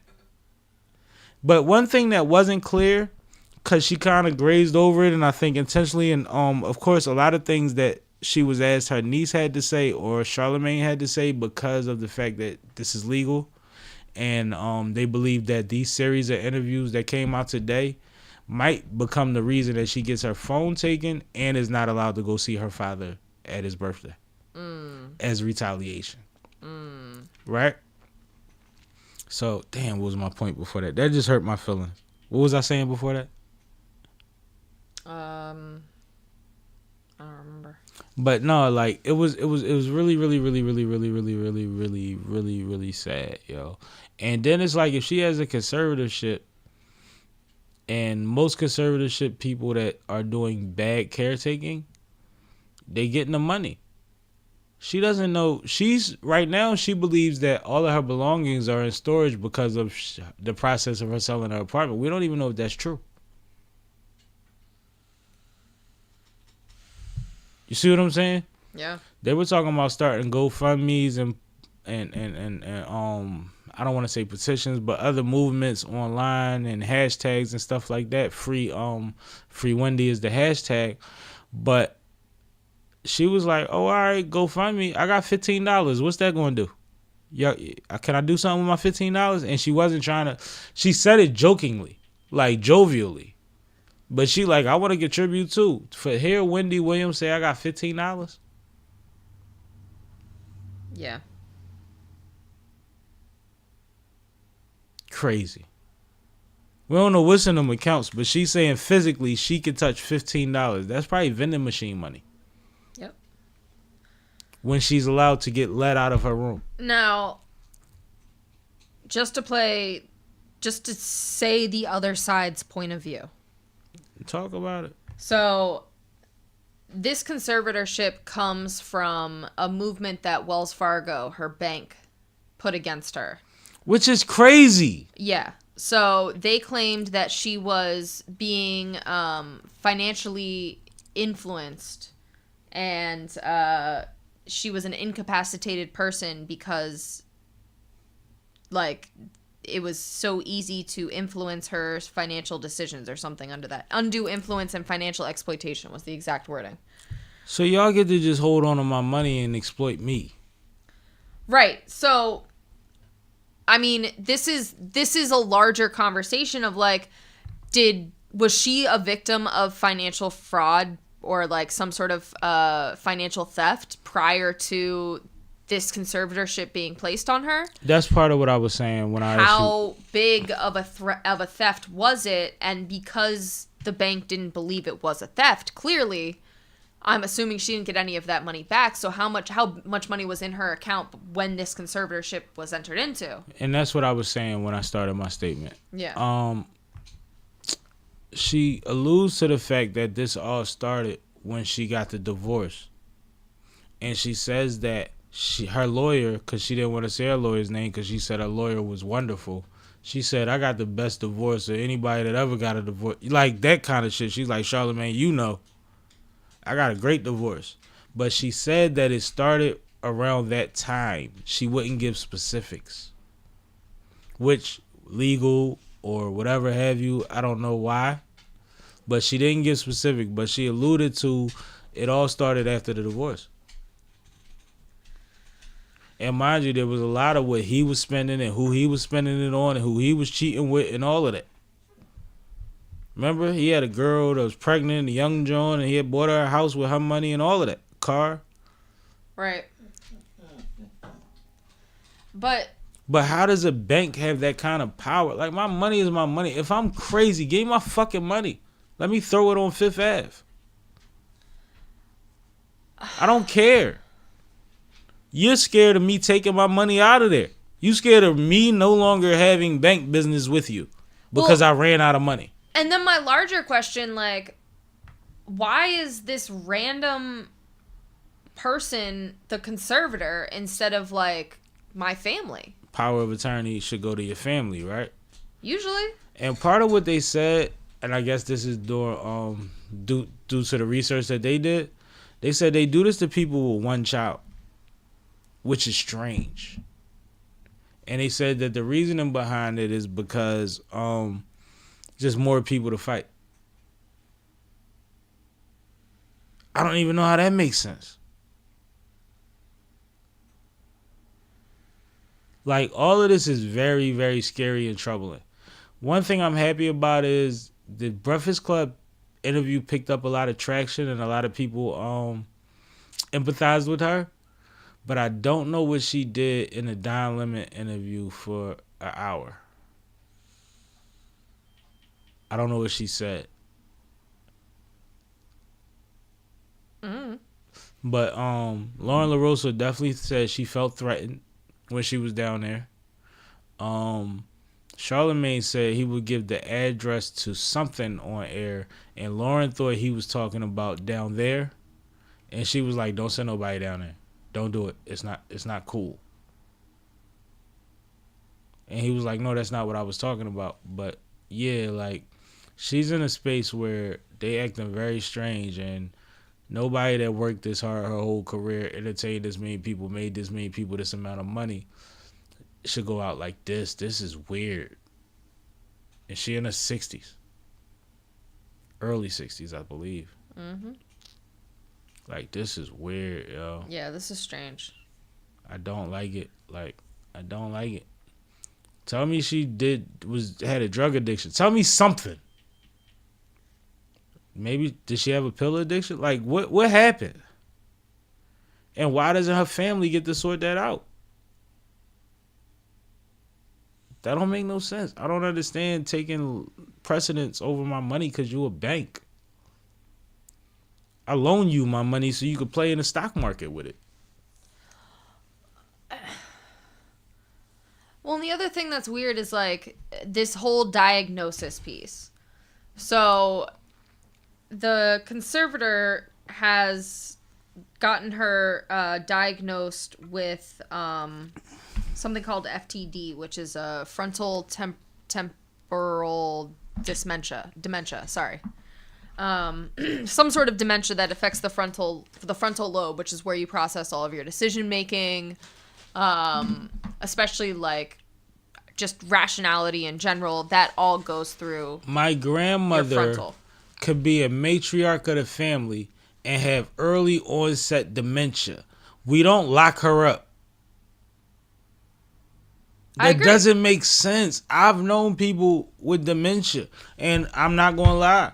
There was times where I thought she might space in and out, but there was never a time I thought she was dangerous to herself, even financially. Like, you got to realize, you can ask me a string of questions when I'm in that state, right? Mm-hmm. And I can't line them all up. Cool. But when it comes to that thing I do, oh shit, hand me a basketball. I'll show you I can still dribble this motherfucker. Right? Like, I don't like it. We go to the doctors with our elders because as sharp as they may be, they might need somebody, a third party to help them with that. We don't lock them up. Right. How long I've been going to the hospital with my aunt and my grandma? Since I was, 19? Mm-hmm. And you're telling me Wendy Williams, of all people, doesn't have enough people who care about her who would step in and take that role? Like, her niece was on the Breakfast Club call, and the funny thing about her niece, and I know she's a well-educated young lady, she presented herself well, but she speaks kind of grandiose just like her aunt. Like, she speaks in the same patterns, right? Like, the same cadences, which may come from a thing that's part of their family or may come from her idolizing her aunt. But she was an intelligent young lady. And she gave a fuck. And she mentioned other people that give a fuck. That are not the conservative. right. I don't understand this shit, man. I don't understand feeling like I need a pardon from jail to go to my grandma's funeral. Like, I don't understand why I feel like that for her to go to her dad's birthday. Doesn't make sense. He's 94. If y'all figure this shit out in 3 months and he passes in 1 month, God forbid, she could have at least been at the fucking birthday party. So, there's another thing we're not touching on here. We just watched that documentary. And in that documentary, she seemed very cognitively impaired at certain times. That was also a point in time. Yes. When do you reassess the patient? Yes.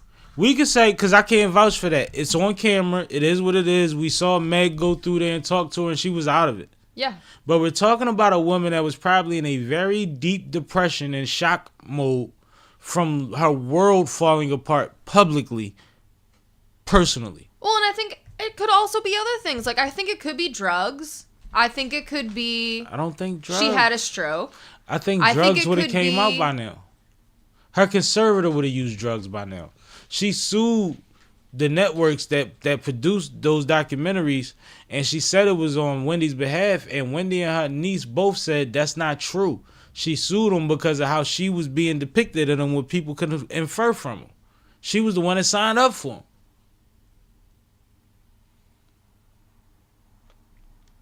I mean, I could see the conservator making an argument that the lawsuit is to protect the estate because the estate won't continue to make as much money if her character is somewhat defamed.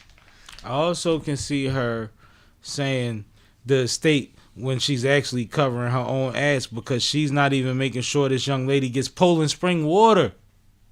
How hard is Poland Spring to find, yo? Like, that's like one of them moves where I went to the market and this market was sold out of Poland Spring. You didn't want to go to another one.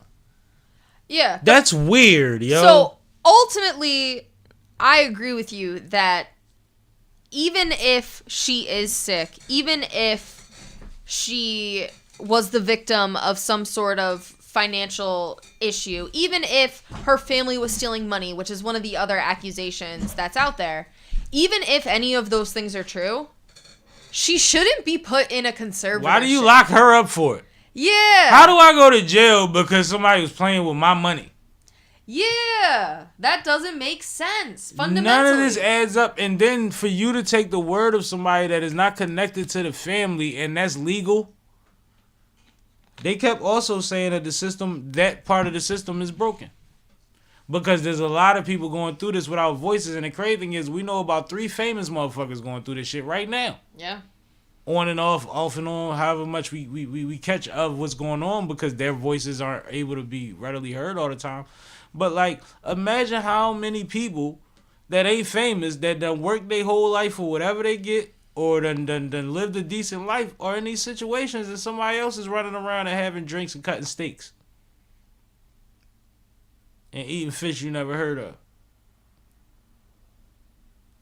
It's something that need to be looked into, and I think that when she goes to platforms like the Breakfast Club intentionally, and when Charlamagne says he's been talking to her damn near 5 times a day, every day for the last 2 weeks. Like since they was on break, she been calling him because she remembered somebody's phone number that could find out what his phone number was, and they got into contact, and she was able to call him. Okay, that's crazy. For Wendy to get to Charlamagne? You know there's no Charlemagne without Wendy, right? As far as the story goes. Not saying he couldn't have figured out another way, but this is how it happened. Right. There's no Breakfast Club without a Wendy. There's no... Name your favorite motherfucker that does some shit at a high level on the radio right now.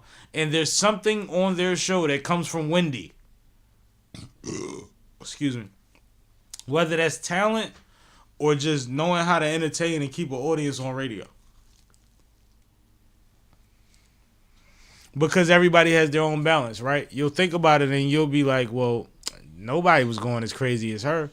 Well, everybody has a gossip segment on their show no matter what they call it. Right. It's a fact, right? Yeah. Oh, all right. I'm just saying. Don't disrespect that icon. And I remember when she got to Philly. We had just got the Metro. The Metro was free on all the subways and all of that shit. And she was on the cover of it one day. And I saw this woman with this strong face and these big-ass titties that looked fake. And I thought she was a man. And it was saying, Wendy Williams comes to Philadelphia radio or something to that effect. And I was like, oh, that's the girl that got beat up on Hot 97. Back then on radio, you never saw what nobody looked like. But since then, nothing but icon talk. Nothing but icon talk.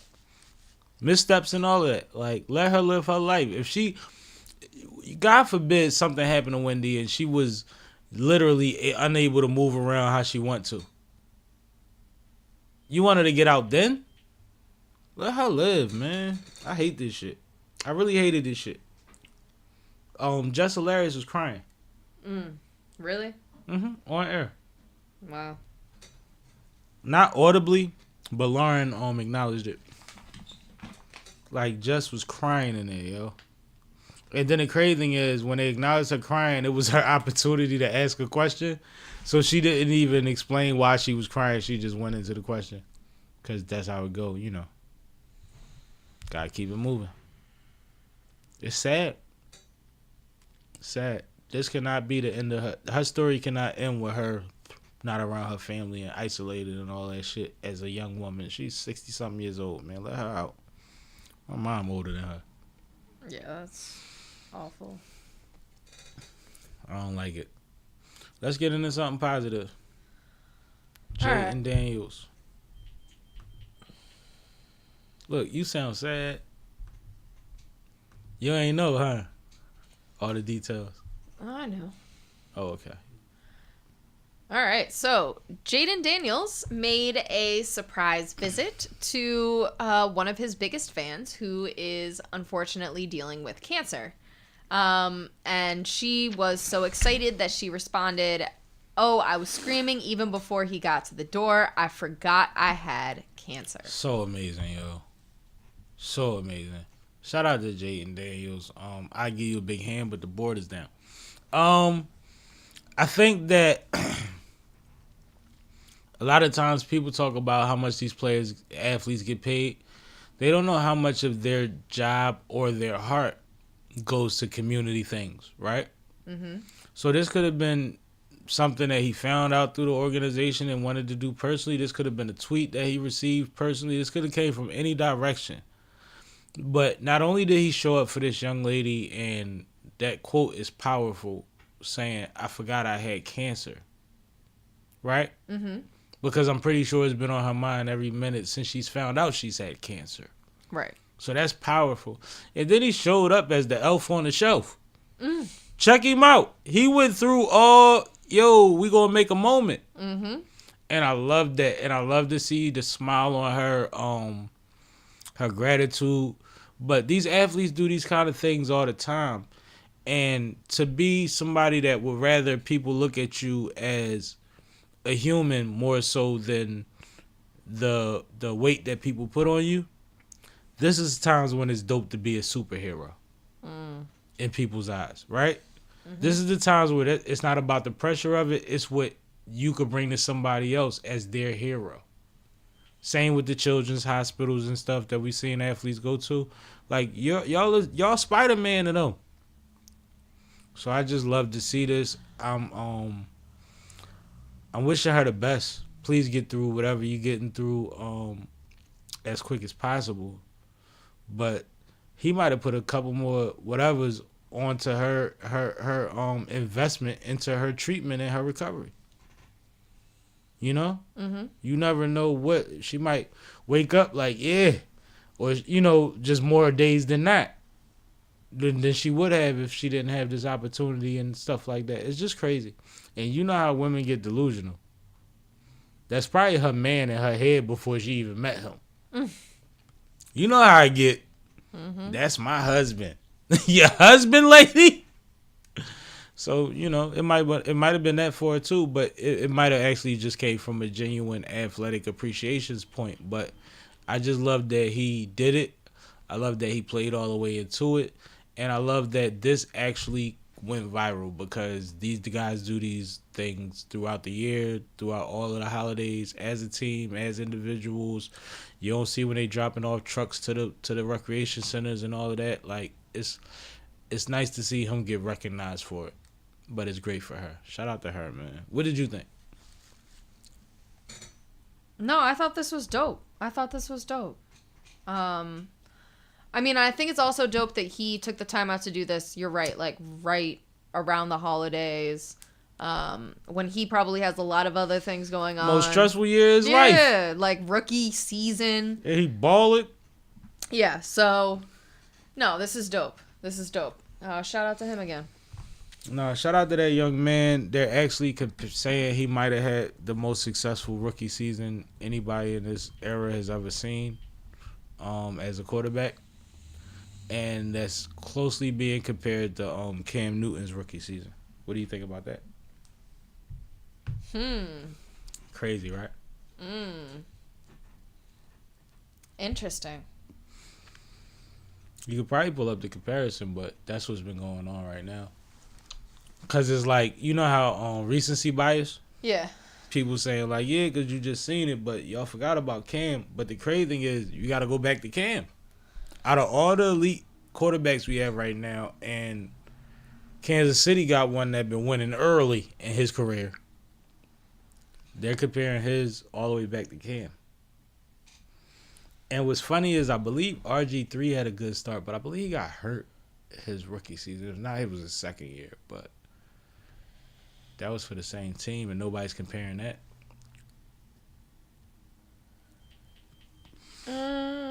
You get any feedback? No, I might not be searching the right thing. It's cool. I didn't prep you for that. Don't worry about it. So his rookie year, it's just saying it's one of the best. I can't find any stats. Yeah, so we'll see. We'll bring it back to y'all later, but y'all look it up and let us know too. Like, we appreciate the feedback. You know what I'm saying? But no, I just thought this is an awesome feel-good story. And a lot of the times, being in the times we in and the city we in, and it's crazy we really don't touch on a lot of stuff that's going on in the city. Oh, here it goes. Because it's not super exciting. He had 4,051 yards, passing yards. He had an 84.5 passer rating, 21 touchdowns, 17 interceptions, played 16 games, and had a win-loss record of 6-10.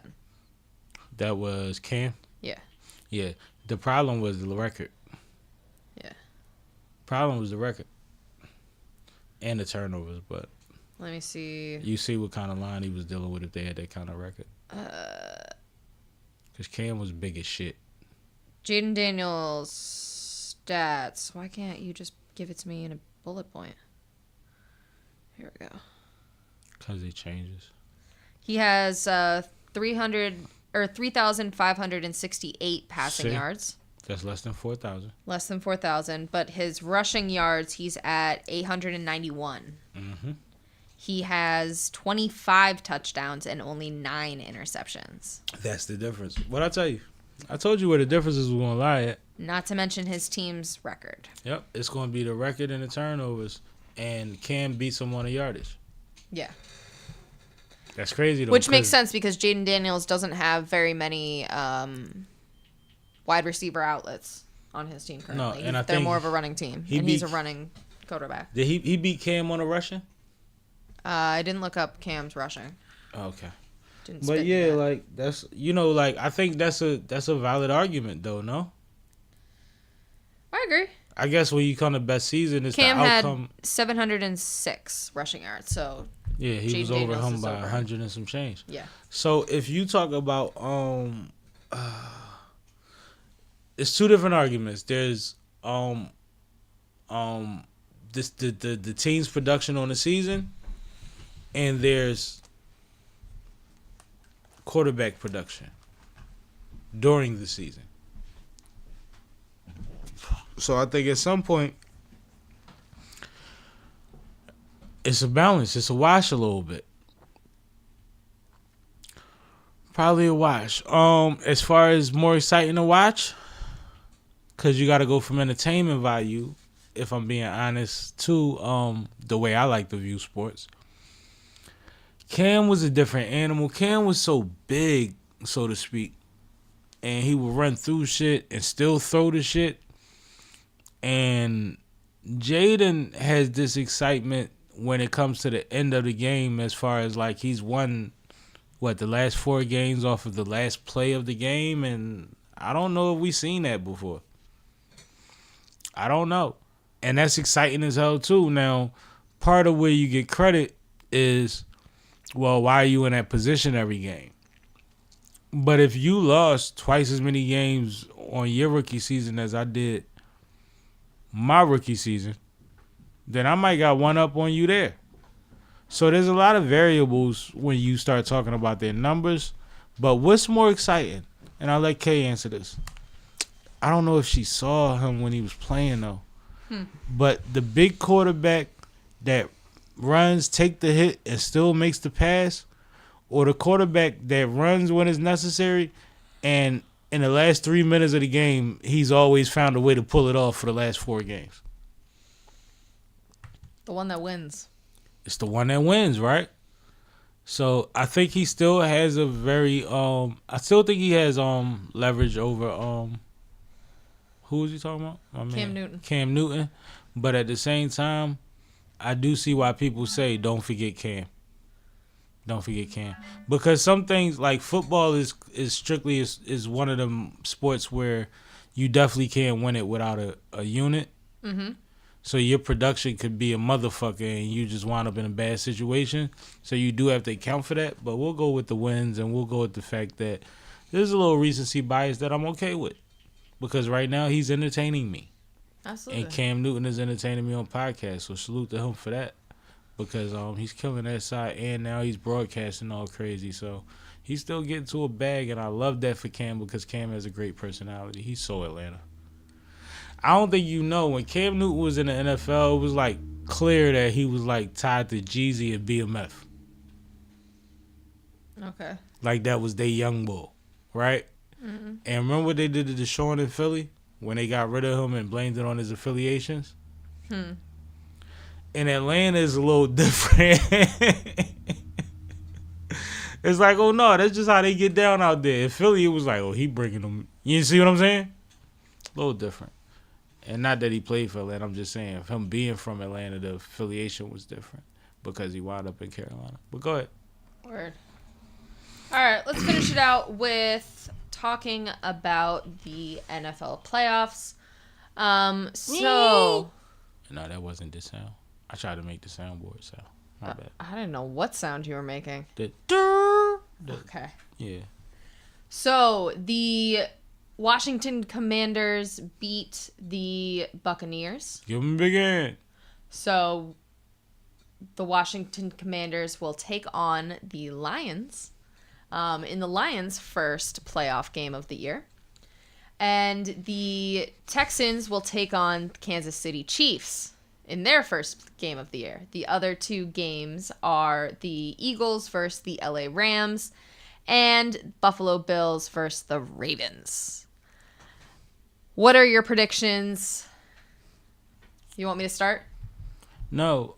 The first 2 games, slaughters. Okay. Kansas City is whooping ass. Detroit is whooping ass. That was Detroit, right? Yeah. The second 2 are very interesting because the Rams just had a hell of a game defensively last week. Okay. And we know that a lot of the times, part of the Eagles' problem is that Jaylen gets touched too much. No? So their strong suit is exactly what the Eagles don't need. But the Eagles are the best team in the league right now, if you ask my opinion. Their strong suit is something that the Eagles don't need, but it's also like the offensive line is one of the Eagles' strongest points. No, the line is dope, but there's some animals that built a lot of confidence this week, and they coming for heads. And I think it's going to be a good game. I don't think that it's. I think some of the Eagles beat the shit out of Green Bay, but I don't think it was a foregone conclusion that they were supposed to beat Green Bay. I think that y'all gonna have it out the rest of the way through these playoffs, championship, whatever have you, because these is dogs y'all going up against. So the Rams game is gonna be good, and I think that the Buffalo and the Ravens game is gonna be great. I think that's gonna be probably the best game of the weekend. I think that's gonna be great. I think that's a tough to call right there. That's one of the ones that early on in the season, at the beginning of the season, I should say, because they both had decent seasons, overall. But before the season started, you didn't know that was a playoff matchup that you wanted. Now, that's the best one on this card I see right now. So, and that's a fact. Who'd you pick during the Eagles-Rams game? I'm going with Eagles because I still have y'all being the best team in the league. Okay. Consistency wise, Detroit is very, very close. As far as Buffalo and the Ravens, I literally don't know. Gotta pick. What do you? No. All right. If I had to pick, I'm going Baltimore because that's my second home. All right. My picks are Kansas City, Detroit, Eagles, and Buffalo. You picking Buffalo to beat Baltimore? Why? Because this is a quarterback. This is a gun show. You know that, right? Yes. So you picking one quarterback over another, or what you doing? Do you know where they play? In Baltimore. Do they? Look it up. I might be wrong. I thought that Buffalo got the 2 seed. Oh. Check it. Highmark Stadium in Erie County, New York, baby. Okay, so they playing in Buffalo. They're playing in Buffalo. Now, this is Saturday or Sunday? This is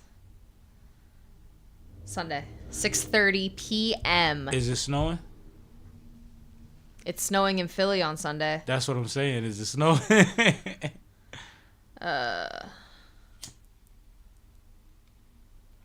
Now It is set to be single digits, I believe, but they haven't said. So remember, the Bills versus the Ravens was another game earlier this year that it snowed. That's why I was asking, because I'm like, who won that one? Bills. That's what I thought. I think that, it's one of those things that people take for granted where it's like, well, they're not that far apart. It's cold in both places. But I do think the Bills play better in the snow, so that's why I asked. Yeah, so there is a lake effect snow warning in place before Sunday. They're estimating anywhere from 4 to 8 inches should fall, but that's before Sunday. So Sunday should be okay. So get a report for the Eagles game. Because you showed me that the other day. What? Y'all got snowed right at game time or something, right? Yes. So I think it's supposed to start snowing. Our game is at 3. Okay, Cam. Our game is at 3, and I think it's supposed to start snowing 2:30 or something. Right around 2:30. And it's supposed to be a significant enough snow. So what do you think about a Snow Bowl game against the Rams? I mean, I think the snow favors us against the Rams. Absolutely. Don't the Rams even play in a dome? Mm. So I think that helps us a lot. Now, I think the other thing that's great is a snow game means a running game. And we like to run. Y'all like to run. And we like to run. Saquon clearly. Oh, did you see what he said about the stop from getting a touchdown? No. They said you could have got 60 plus more yards, and that would have been great for your yardage. And he said I also could have pulled a hamstring. Or something to that effect. What do you think about that? That's fair. Do you think that he's too unselfish, which might have led to how he was treated at the Giants? No. Because I think that a great franchise is going to value that in a running back. So I don't see that as a bad thing at all. I think that we know that he's a very humble player. But this Philadelphia squad gives him a ton of chances, and he's really become the centerpiece of our offense in a lot of ways. So I don't see his unselfishness as an issue at all whatsoever. I think that's what he needs to be where he's at in Philly. I just hate to see him be at the end of his career and not getting the deals that go along with being unselfish this long, and we feeling bad for him because of the monster that he's been and already being undervalued at the Giants before he even got to the Eagles. I fear that. I really feel that. Do you see what I'm saying? Because that's how they do running backs. They give you windows. They sign you for a certain amount of years when your expectancy is a certain amount of years in your career. And they know that at your last year of your contract, they'll be able to bullshit you based on production that they told the coach to actually run for you. But that's why he left the Giants.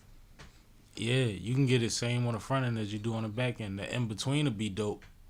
But that ass, ain't no ass back there. That's all I'm saying. Scary. Hopefully he stay with the Eagles and they just do right by him. How about that? So, I do think, hot take, I think that the potential upset for this week is the Chiefs. So I don't have faith. I don't have a lot of faith in the Texans to do it, which is why I picked the Chiefs overall. However, I think that the Chiefs are a house of cards type of team right now. If you pull out the wrong piece, they might all fall down. And I think them coming off a bye week could either...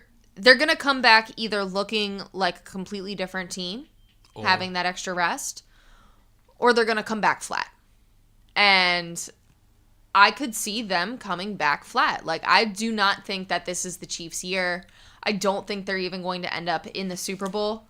Do I think that this is the week they're going to get knocked off? Not necessarily. Like I said, I don't have the faith in the Texans. But I do think that that is the sleeper upset that could happen. We saw Patrick Mahomes get down in a lot of games this year and have to come back from behind and kind of squeeze it out at the very end.